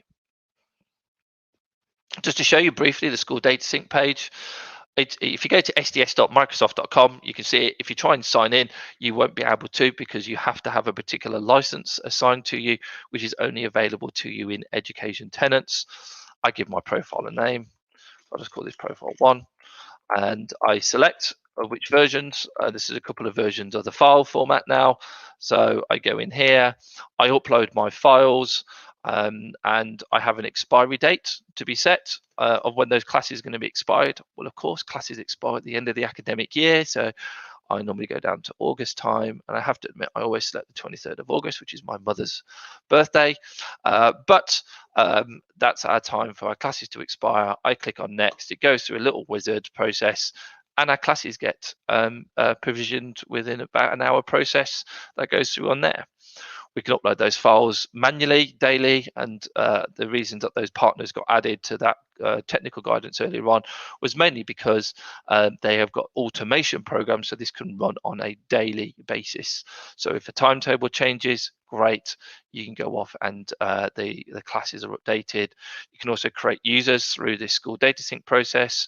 Again, great, run it on a daily basis, create your users, and automatically go off and have your classes created, your students created, put into certain groups. So then they've got their licenses, and they've also got their policies set, so they can't do chat, they can't create teams, they can't create private channels. So just as I kind of come to an end here with my last few slides, and before I hand it back to Tony, and look at some of the questions, of course, but I kind of wanted to point out some of my favourites and top updates that we've seen that have been driven mainly by the education sector. The first one is around this end meeting and waiting in the lobby. I talked earlier on about how the students could click on the Meet Now feature, and they could take advantage of doing that at any time that they wanted to be able to do so. So the main thing is that the teacher should be actually setting up a time and setting up a meeting to be able to send it off. And the first feature that kind of came in was, the problem is you click on that link, anybody, if you've been accepted to that meeting, can join again. Well, that's not great, because the kids can click on it after the meeting and be able to do it. So what happens is a teacher can now go, and you may well see it on Teams, you've got a little drop down there, you can actually say end meeting, and that stops anybody from being able to join again. So it's not just leave, it's that end meeting, and it actually closes the meeting down so nobody can do it. So that was one of the first things that came in to be able to prevent that. Waiting in the lobby, students could join before, they could join 5 minutes before, they could join an hour before, they could join 3 days before. So now by default, as long as it's configured correctly by the teacher when they're setting up the meeting, kids and students have to wait in the lobby until the teacher is ready to say admit the individual ones or admit all, and then that lesson can start, and then it can end by clicking on that end meeting. I think everyone's been excited by these breakout rooms, but again, it's been driven by education point of view. It's great you can have 30 kids in a classroom and they can be on teams, but actually that's not what they do in the classrooms. They work individually, but sometimes they work as a group. That's part of the national curriculum, that they have to work as a group together. So breakout rooms has really been about helping students to be able to put them mixed ability, same ability. If they're a higher achieving student, you may well put all those together to work on something a little bit more advanced. And that is the benefit of things like breakout rooms, and why that has been such a key thing for educators to wanting to be able to go off and do that. From a technical point of view, those policy assignments by groups that I talked about, being able to put a policy on a group rather than having to do it on every single user on creation, that's just saved me hours of headaches, making sure that every single student is done. I don't have to worry about that now. I just stick them into the group, they get licensed, and they get their policies assigned by exactly the same group. And also Microsoft, the education engineering team, they worked on getting this new V2 format out. It's quicker, it's easier put together, it's a lot more robust, certainly some of the larger tenants that we look after. So we're really pleased that they've been able to work on that and be able to get that out. So put my details there, put the Discord channel on there. I'm just going to open up, see if there's anything posted in there. It doesn't look like there is. Just to say thank you again for joining this session, both if you've done it live now, but also for those who may well watch at a later date. My Twitter handle there, Alex_Pierce. Please do reach out if you've got any questions, and I think we'll all get finished. Are you there, Tony? No, so you've got the cuter, younger version of Tony. As he had some bad planning and booked a meeting for today as well. Fair enough. How you doing, Paul? Yeah, not too bad, not too bad. Thank you very much. That was really good. I've not seen any questions pop up in Discord. I think people were too busy taking in all the news. For me, the data sync is just what blows me away. You know, when we look at provisioning from the enterprise side and know how much difficulty that is, having that data sync running through and doing all the provisioning, I think that's a blinding tool. Absolutely. I mean, we look after Birmingham local authorities known as BGFL, Birmingham Grid for Learning, and the number of schools that are going into that to be provisioned all in a single tenant, the fact that we can get them all created in no time at all is absolutely brilliant. And that's the kind of technology that we need in times like this, that it's just going to work. Just go off, put the data in there, and it just get provisioned for you. I think it's funny because I sit in the Facebook Teams for Education group. And it's very obvious that a lot of schools are not using the technology, like the data sync. They're certainly not setting up the teachers properly. So I think there's certainly a lot to be said for pushing out and getting education space more aware of what's available for them. Yeah, and I'm keen that over the next couple of months, as maybe things calm down from a work point of view, from my point of view, is that we can start sharing around what this configuration should be. So if they weren't eligible for the voucher, then what does it mean that they can go off and they can have this configuration? What should they be looking out to do? It's amazing that a lot of them have federation and they can log on-prem, but they're all using that domain name to be able to log into tenancy. What if that federation goes down? They can't log into their Office 365 tenancy. So there's a lot of bad practice out there, and I want to make sure that there's a lot of good practice. And if you want to be able to get stuff, then you definitely can, and you can get into it and you can support it. And we've seen that. We've seen schools that have given their federated users global admin rights to be able to get it, and then they've contacted me and gone, you know, that account that we gave you 2-3 years ago, do you still have it? Would you might know the password, because we can't log into the tenancy at the moment. Nope. And you're just like, oh, great. And surprisingly, yes, it does still work, which they also should have shut down 2 to 3 years ago, which is a bad practice. So you're like, well, at least we're able to help more than anything else. That's brilliant. Thank you very much for taking part with us today, Alex. It's been much appreciated. Are you hanging around for the day in Discord? Yeah, I definitely. As I say, I play a Star Wars game, and I use Discord a lot for that. You're still playing that game? The Star Wars game, about 5 years now. Absolutely, it's somewhere on here. I haven't been onto it, but there you go. Still going. There's my camera. Awesome. So yeah, definitely, that's not disappearing anytime soon. Brilliant. Well, thank you very much. We're going to take a short break, about 10 minutes now, and then we're going to have Marine Summers and Corinne in. Looking about employee offboarding. So kind of like what we were just talking about there, Alex, about disabling those global admins before they leave. Yeah, absolutely. I think very on point. So thanks very much, everyone. We'll see you in about 10 minutes. Cheers.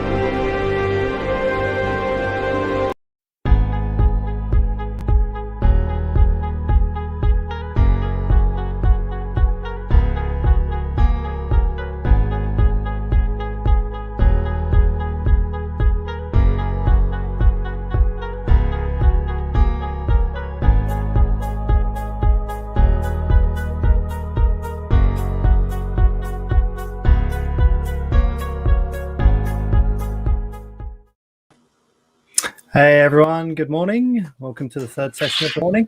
Hi Karina, hi Marine. How are you both? Hi. Excellent. Good. Can we hear you, Marine? I'm just check your audio. Yeah. There we go. Good Check, man. double check. All right, cool.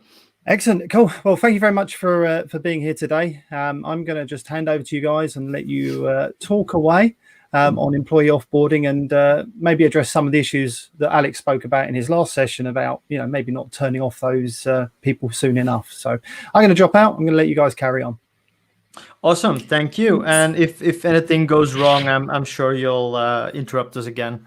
Hi everyone. Let's talk about employee offboarding, which is a topic that is not discussed very often.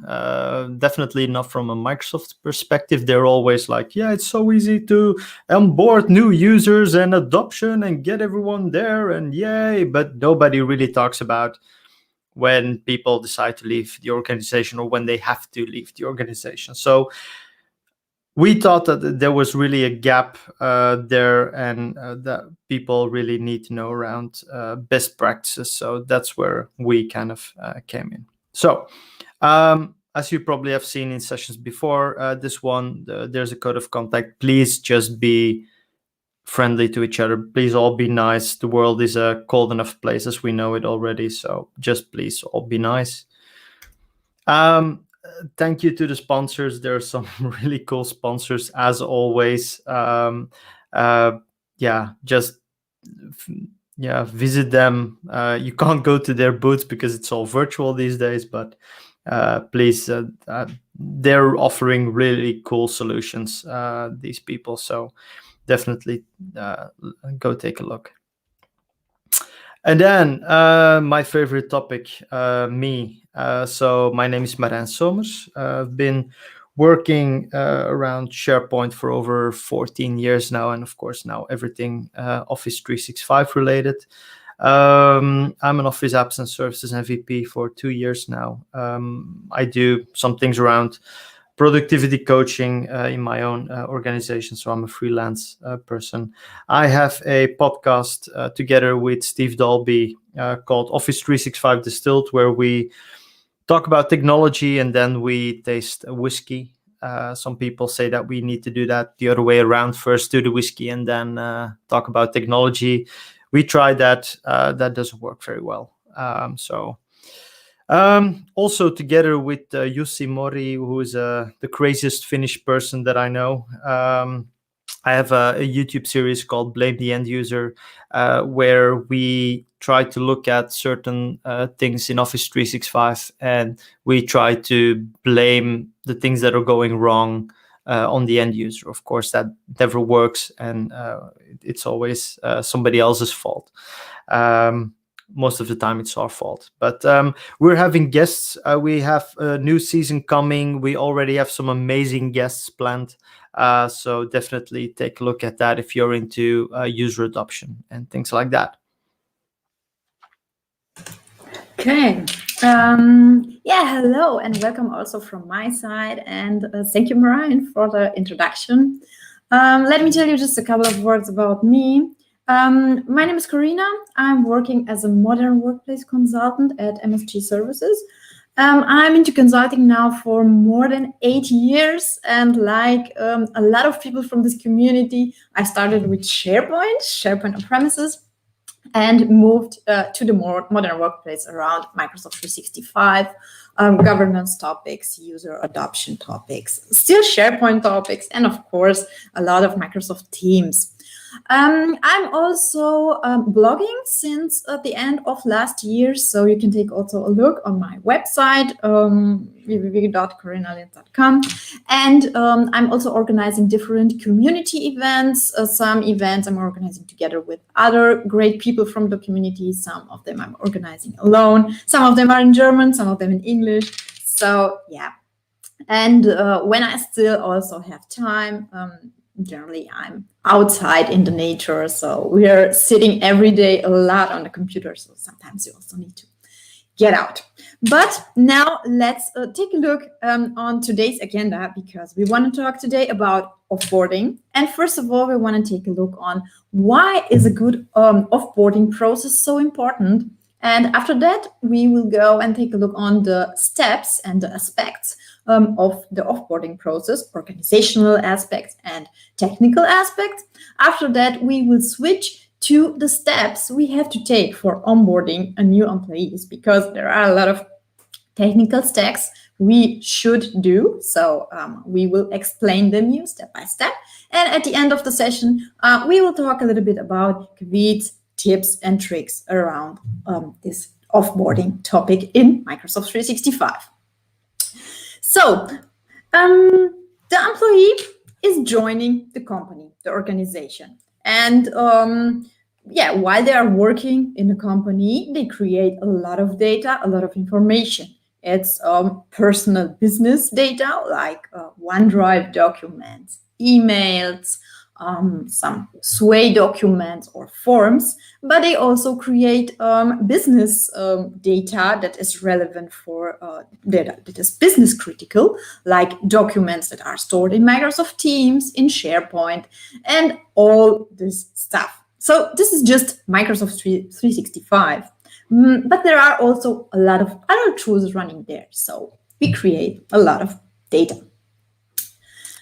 Exactly. So when we take a look at the Mocha framework, which is the Microsoft proposition of how, when to use what tool story, they actually have this really cool slide deck. You can download that at if you just look for Mocha or modern collaboration architecture.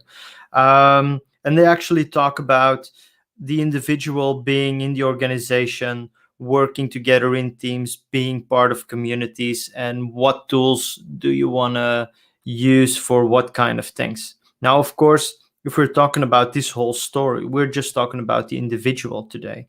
We're just talking about this person who is going to leave the organization, because if you're working on a team, you're part of a team, and all that content is by default in a shared location. If you're in a community, all that information is there on that shared location. Everything that you store on your own location, on your own productivity center, that is all things that might disappear when you delete that user. So if you're looking at all the things that that person is going to do, and all the applications that that person is going to use, and all the places where information can be stored, this is the actual place where you need to take a look at to think about, okay, what do I want to do with that information? How do I want to keep that running? How do I want to do well, governance-wise, compliance-wise, what do I want to do with all that information? Yeah.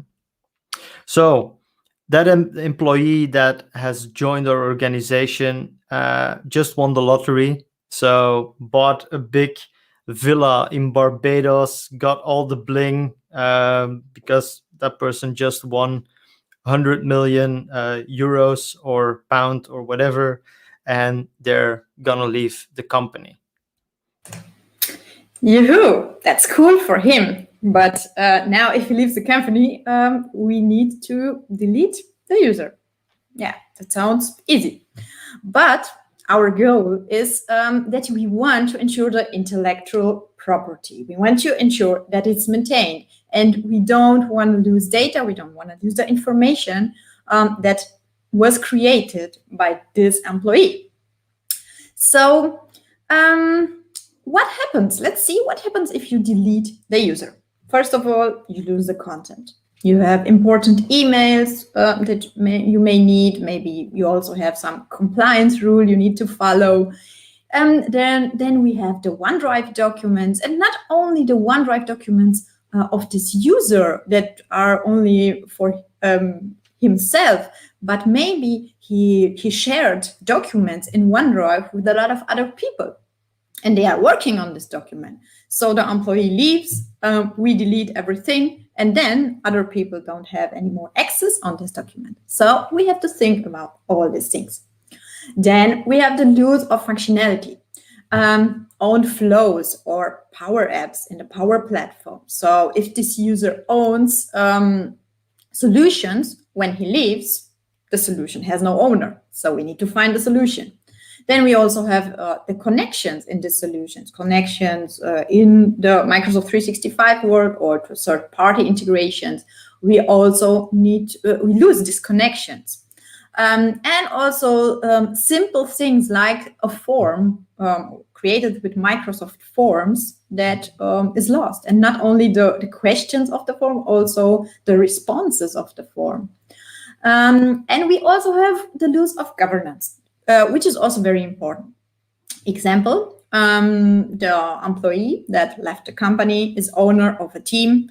The user is deleted and the team has no owner. So who will add new members to this team? And these are all things we have to think about. So when we talk about offboarding, we have the organizational steps and we have the technical steps. The organizational steps. We have kind of governance questions we have to think about in advance.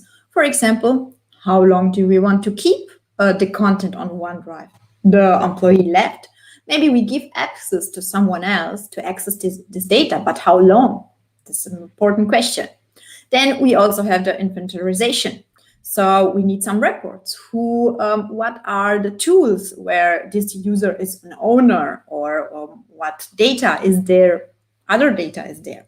And also who gets the ownership. So the user created some business critical applications, is the owner. Who will be the owner? Will it be a manager the owner, or is it the IT administrator? So you need to know what you want to do with these things. And then you also have kind of compliance questions. For example, the best example is CEO. CEO left the company. He has a lot of important information in his email. Can you delete his mailbox and just throw away everything? Or do you have some legal hold regulations? You need to keep an eye on them and to follow them. So yeah, we will also talk later about some topics. Exactly, because next to the organizational steps, we also have a number of technical steps. So let's first take a look what we get out of the box. So out of the box, there is a really cool little wizard that just walks you through how to delete a user. It allows you to get rid of the mail, do something with the mailbox, do something with the OneDrive, release the license, delete the user in Active Directory. If you're a geek, of course, you can all do this with PowerShell. But if you're a geek, you're probably PowerShelling everything already, so that might not be very weird. But let's take a look at how that works. So let me just, sorry about that. Okay, so if I'm going in my Microsoft 365 Admin Center, I can go to my active users. I can find my person that is ready to leave the organization. So when I open that up, there are a number of things that I can do, and I can by default just go and say, I want to delete this user. So that starts this little wizard that you can use. It's going to check a number of things. So it's going to unassign my E3 license that I've got for this user. If there are any email aliases, they will be removed. There are no email aliases for this person. If there are any delegation or delegated permissions on there, they will be removed as well. That's okay. We don't have any of that, so we can't click those boxes. But what we do have is we can give another user access to this person's OneDrive. So for 30 days after the user is deleted. So yes, that's something we want to do. And I'm the manager of that person. So I'll just, I'll be taking care of the OneDrive of that person. And the last step that we can also do is we can also give another user access to Lloyd's email. In order to do that, we need to jump into a second little wizard. And that will take care of a number of specific things that we can do with that mailbox. So what it will do is it will change that mailbox into a shared mailbox. So if there's less than 50 gigabytes of email in there, it will change that to to a shared mailbox. We'll talk a little bit about that later on. That's also what it says. So you can, when you give access to other people, it will just appear in their Outlook, just like a regular shared mailbox. So I'll also add myself here so that I will get access to that person's mailbox because I'm the manager, for example, for that person. Cool. So we've got that. We can choose a display name for that shared mailbox. Now it will by default be named Lloyd Lee and then shared. But maybe I want to give that a special name if I got some naming convention going on or something like that. If I want to put in brackets something around that this person has left the company and this will remain for a number of days. I can all do that. For this one, I'm just gonna keep the current display name. Then I want to set up some automatic replies, because if people are still gonna email that person, they're not gonna get any reply back because that person has left the organization. So what you can do is you can set automatic replies. This is the default text that is set up there. You can change that if you want. You can say if only people from inside the organization need to get this out of office, of also people inside and outside of this organization need to get it. That's all up to you. You can change that if you want to. That all depends, and that's something we will talk later on how you want to do the governance around this information. Next up, we've got email aliases. We don't have that. The last one is our finish step, where we can just get a little overview of everything that we just talked about. And then we can say, okay, transfer ownership. And then back into my first wizard. And now I can just say, okay, assign and convert. So now it's going to do all those things. It's going to change that mailbox into that shared mailbox. It's going to get rid of that license. It's going to delete my user, and it's going to set up that OneDrive access.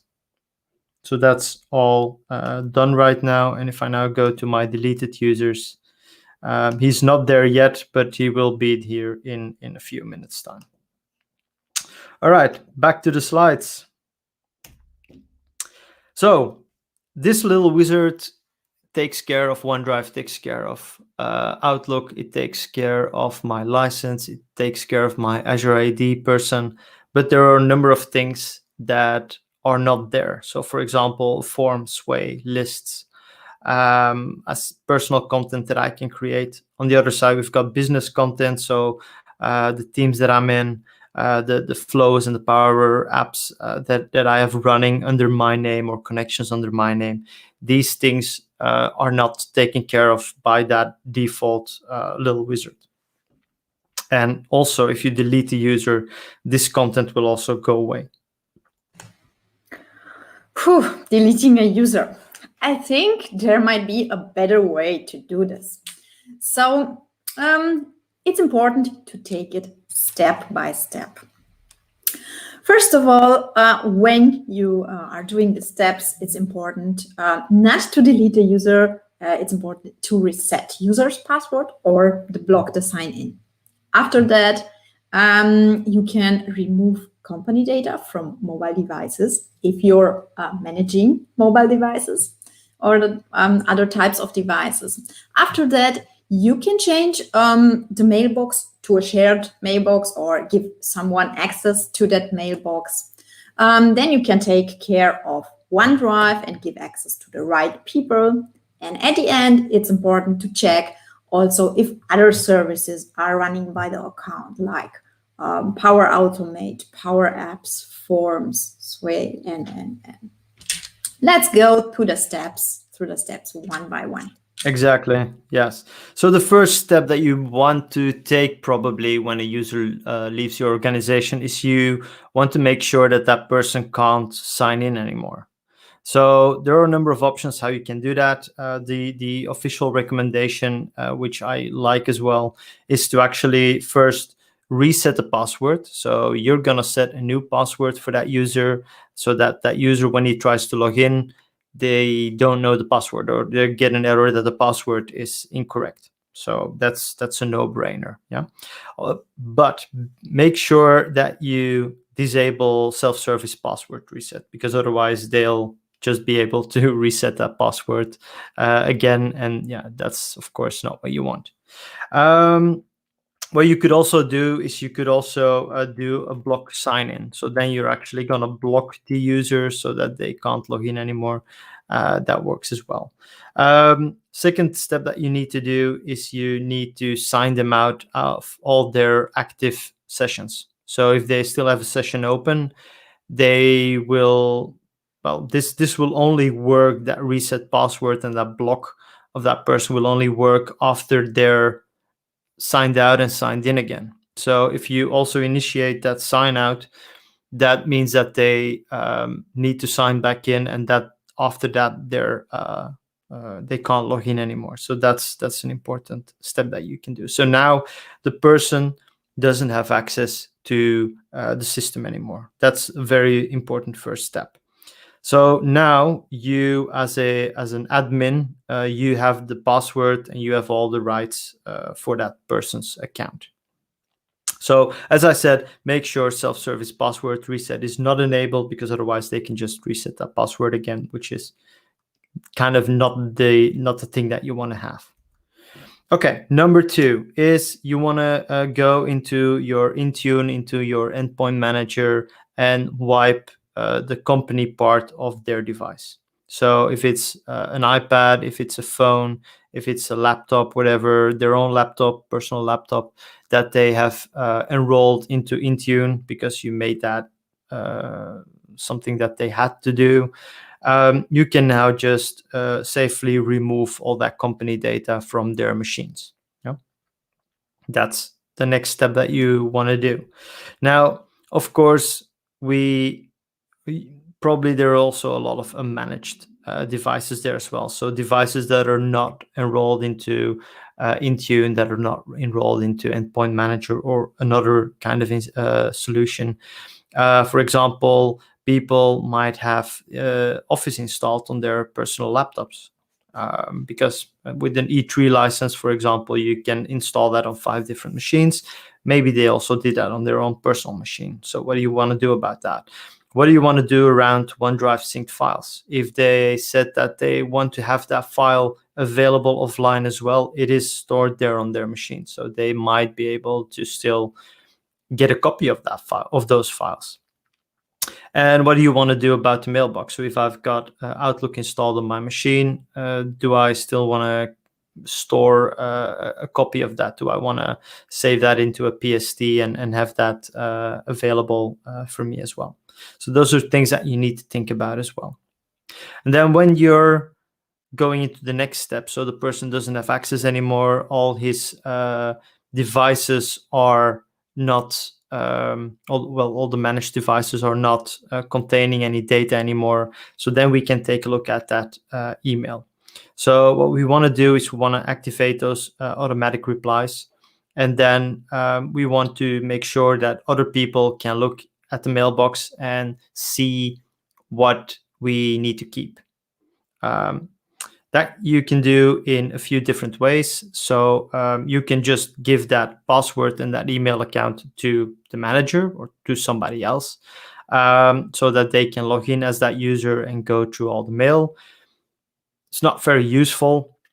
As we've seen in the demo, you can change that account into a shared mailbox. That only works if there's less than 50 gigabytes in there. But the big benefit is that you can get rid of the license. You don't need the license anymore if it's moved into a shared mailbox. You can just give the whole team, the manager, access to that shared mailbox. Super easy to manage. They can just go through it, see what kind of information they still need, and then you can get rid of all the rest. Optionally, as a third option, is what you can also do is set a forward rule that all the incoming mail is then forwarded to somebody else. You might probably want to do that with, for example, salespeople, where you get a question from a potential customer coming in, and then you don't want to look into that into that shared mailbox every time, or you might miss it if there's a new email coming in. So you might just want to forward that into your own mailbox if you're another salesperson, so that you can actually follow up on that to be customer. So those are really good things that you can work with. Also, think about privacy concerns. Think about GDPR rules. So GDPR just says, okay, you need to have a process documented on how you handle that information. So if you say, okay, I'm going to give the manager access for 2 months, and then we're going to get rid of that. If you document that, that's perfectly legal. That's perfectly good. Just write that down. Make sure that you document it. So think about those things as well. If you're going to keep that account, this is also a little caveat that you need to make sure that you do something with it. Hide it from the global address list. So make sure that people can't find that person anymore in the global address list, so that they can't send emails to those people anymore. And then the next step after we've taken care of email, we want to do something with OneDrive. So these days, and it's a change that happened not that long ago, it's super easy to just go into the OneDrive of that person and just give access to somebody else. That's just something you can do in the admin center these days. Super easy. That person just gets an email with a link saying, if you follow this link, you'll just find all the information there. So you need to provide access to other people to that OneDrive. You could also alternatively just transfer all those files with PowerShell or with a migration tool, or just with a copy paste to another location, for example, a low budget file share or whatever. That's something you can do as well. But you need to make sure that people can dig through those personal work-related files to make sure that we don't forget anything. Important to note, you have to ask the question, how long do we want to keep those documents available? And on the other side, also you need to take a look at the shared documents, because if I share the document with 5 other people and that document is stored on my OneDrive, and we're all working on those files, when I leave the company and my OneDrive is deleted, well, that document is not available for those other people anymore, and that might contain valuable things. So take a look if you go into that person's OneDrive, what is shared by me? Go in there, take a look, maybe contact the other people that are that document is shared with, and then take a look at what you want to do for that. So as the manager, or as the person that wants to take a look at that OneDrive information, you'll get an email if that is assigned to you. That email looks like this these days. So you've been given access to somebody else's OneDrive, and then you can actually follow that link and go in there. So there are some retention settings that you can do. You can actually, in the OneDrive admin center, say how many days you want to retain those things, and that could be from 30 days to 3,650 days, which is 10 years, if you really want to keep that information for, let's say, legal purposes or something. Of course, you got a recycle bin as well, and that recycle bin will still be deleted after 93 days. So that is something that you need to take care of as well. And then step number 5, and this is a brilliant one. If that person also created forms, you will not see that that person created any personal forms. There's nowhere where you can actually see that by default in the UI. But there is this page that you can go to. So you see this URL here, forms.office.com/page.aspx, original owner equals, and if you then put the email address of that person there, then you will actually go to the page where you can see all the forms that person created. So that's this one. But that person needs to be deleted. If that person is still active, you'll get an error message saying, no, this person is still active. You can't just go look to that person's personal forms, because that's still an active user. But if that user is deleted, you can actually go in there and take a look at all the forms that that person has. Yeah. Let's also take a look on the Power Platform, because in my opinion, it's a very important topic. First of all, the creator of a flow has ownership on it, like I've said at the beginning. And all connectors in that workflow are running on that account, unless the creator is not changing the connector ownership. So when the employee leaves the company, first of all, it's important to change the ownership of the solution. You could do it in the Power Platform Admin Center, but you can also run some PowerShell and do this automatically and change the ownership of the workflow. In this step, it's also very important to make sure to change the connections in that workflow, because the connections are also on that user that left the company. And if we talk about governance in generally, so it's also very important to use different environments in the Power Platform, to have a development environment and a production environment to target different audiences, because you don't want everyone to be a Power Platform maker, and you don't want everyone to do anything. So also in the Power Platform, you can define DLP policies for different environments. DLP policy could look like, for example, every user can create a workflow, but only workflows for personal use. Like, for example, if I receive an email, then please send this email to my OneDrive. I don't know if it makes sense, but this could be a use case. So not every Power Platform maker can use any action. And also make sure always to have at least a second solution owner for a Power App or for a flow. Sometimes it also, so some companies are doing that way. If they have business critical applications, there is always the administrator, also an owner. And of course, a best practice is to use service accounts. So you have business critical application, use a special account, the service account for that application, and then you run that workflow in the instance of the service account. But in this step, you also have to be aware of licensing, because if you're using just one account for all the workflows in the company, it's not a best practice regarding licensing, because you have on premium connectors, you have to pay per workflow or per user, and that gets a little bit tricky. But in generally, it makes sense to have dedicated accounts for running the solutions.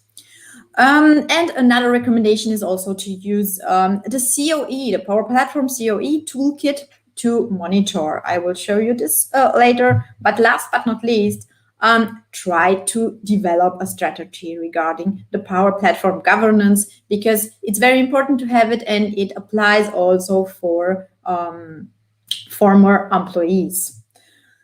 So this is just a screenshot of the default report in Power Automate, and you also have this in the whole Power Platform. So you have some reports, and you can see how many flows are running, who had created new flows. But it's not a very detailed report as you would like to have it. And be sure that if you really use Power Platform a lot, you will need some reportings. And you also will need to make some audits. So that's why you can use, as a starting point, use the Power Platform COE toolkit. So this COE toolkit, it's free. It's from Microsoft. You can find it on the Microsoft website. And you can install this solution in your tenant. Of course, you have to be an administrator, and this solution has different components. So you also don't need all the components. You just need to take a look, okay, what I need. So you have some core components, and then you have different administration apps where you can administrate stuff. You have a very big Power BI dashboard you can use, and you can get overview of all the things that are going on in the Power Platform. And you also can extend this Power BI dashboard, so it's not a fixed solution. You can extend all these solutions. Then you have also governance components. You can do some audit logs with this component. You can take a look on deprecated solutions that are not used anymore, but also, for example, larger components to just to support the adoption for the Power Platform, to build a network, some email templates. Then you have theming components that are very useful for Power Apps makers. You can give these components to them to use specific corporate identity elements in the apps they are creating.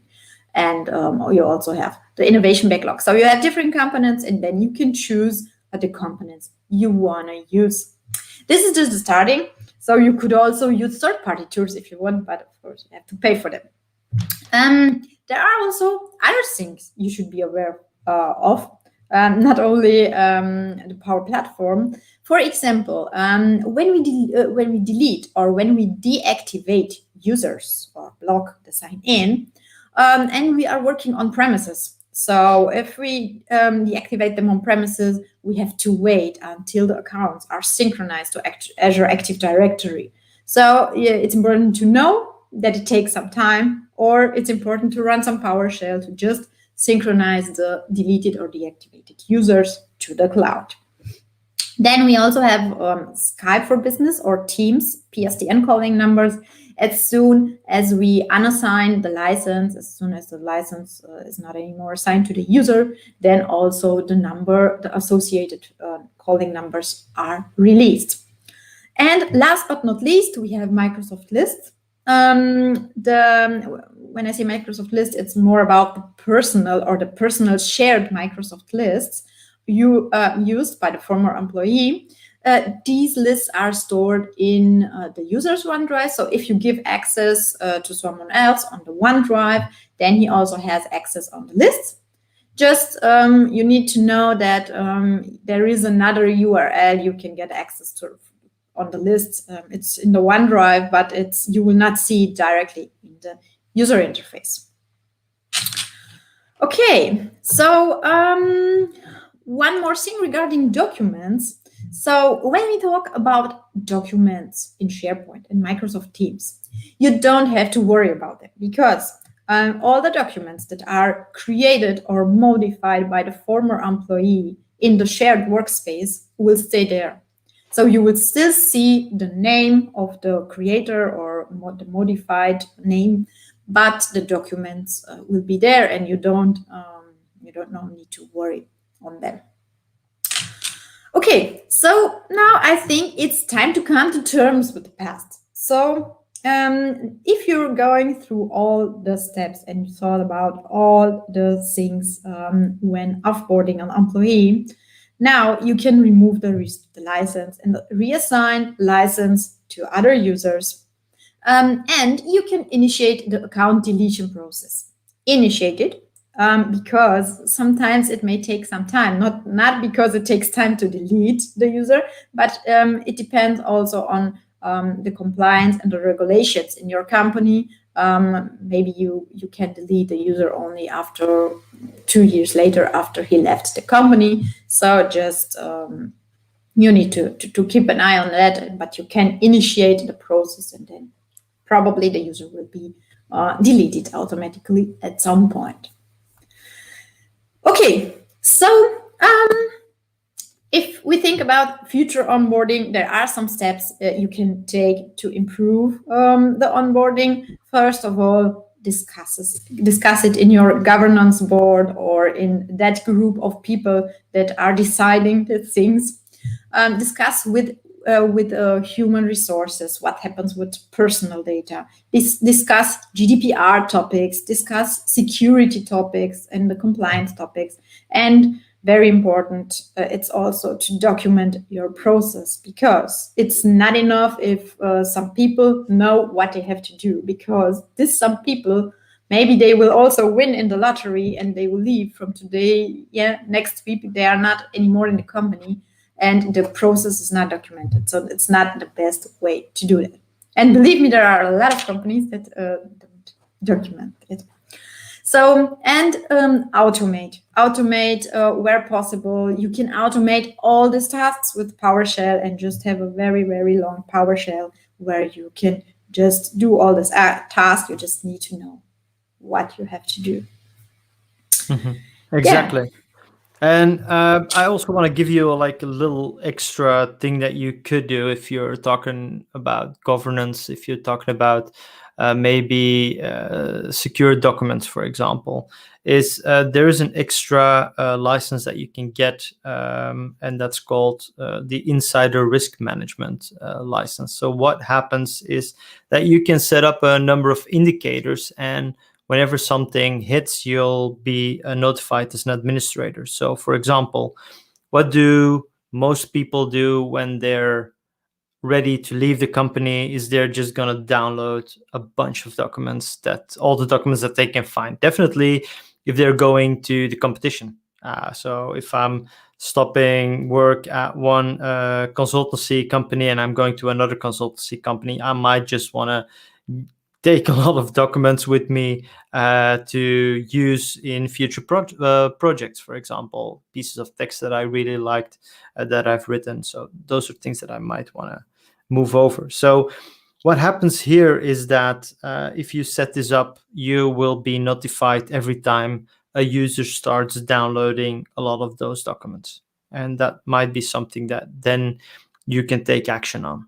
Now, of course, the best thing would be to, if a user hands in their resignation, is to quickly disable access to SharePoint and to Teams so that they can't go in there and start downloading all that information. That's even more useful. But if you want, you can also run this insider risk management thing in your organization as well.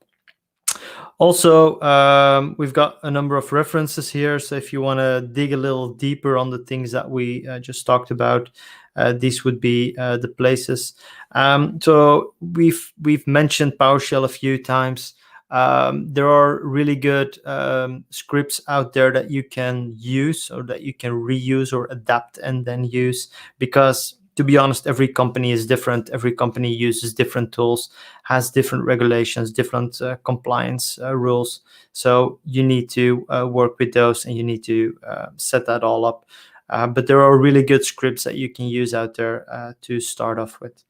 And also to end on a slightly more funnier note, please be nice to the people, even if you're gonna offboard them, because you don't want to have $200,000 of manure on your lawn the next day. So, or you don't want to find a little something extra on your desk after one of your people has won the lottery. So you don't want to have those things. So please be nice to people. Thank you so much for attending.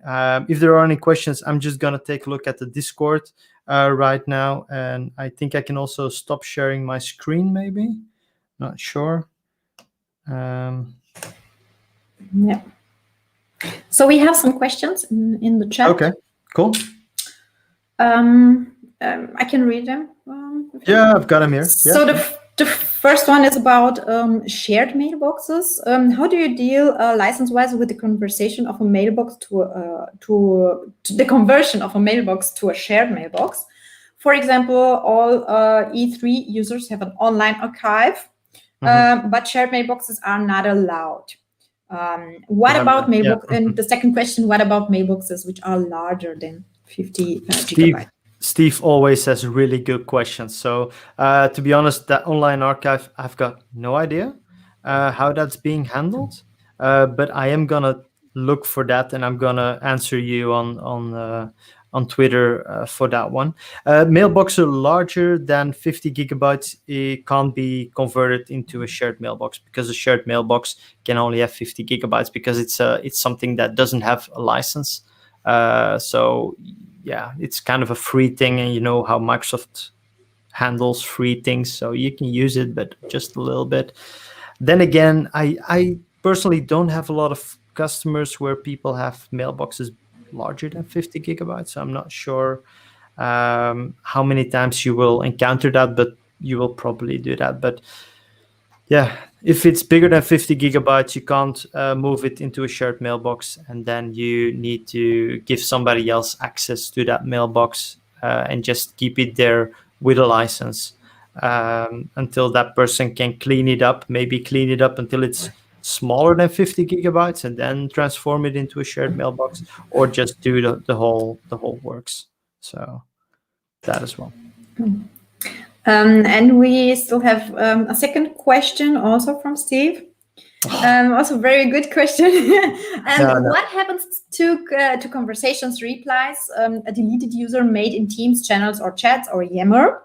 Do they remain including the name of the person, or is the person's name if replaced with unknown user? Once again, a super good, very good question. If I'm not mistaken, in Yammer, they're still there, just like in SharePoint, for example. If I created a document at some point and I leave the company, my name will still be next to that document. So I believe Yammer does that as well.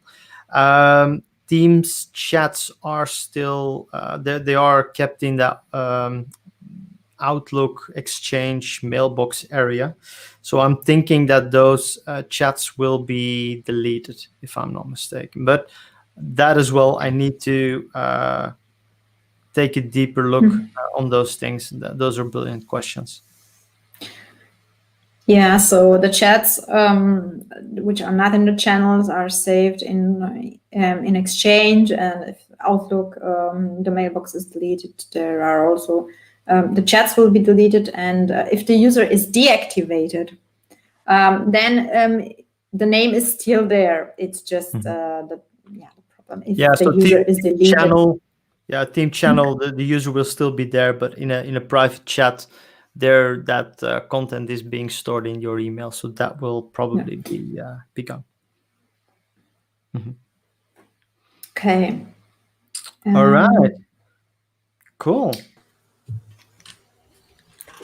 Cool. Thank you very much, guys. That was a really interesting session. I picked up on something that I didn't know about, which is the forms thing. I know, right? That is awesome. I mean, the client I'm working with at the moment, they've just really started getting heavily into forms. One thing that will probably be raised, and it will be my German colleagues, will be from the Workers' Council, will be, what about the responses to that data? I'm guessing that if I can take ownership of their forms, I can take ownership of the response data.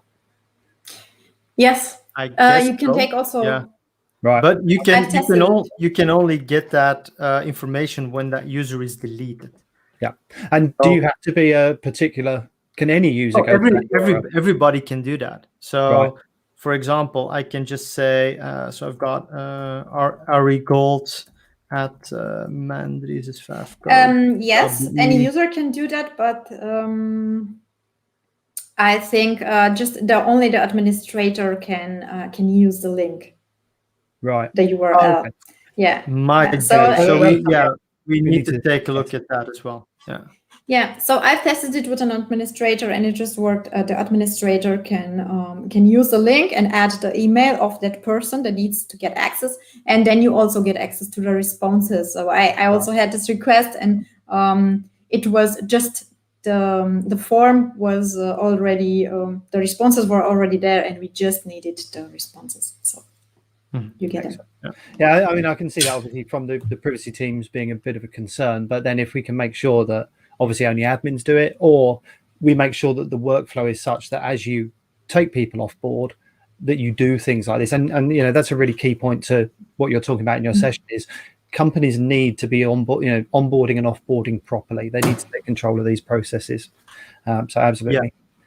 Cool. So I don't think we've got any more questions. So I'm going to say thank you very much, guys. That was a really informative session. We're taking a break now for about 20 minutes. We're going into lunch. At 20 past the hour, we've got sponsor sessions. And I will say that we are going to switch YouTube streams at this point, because YouTube limits us to how long we can stream for.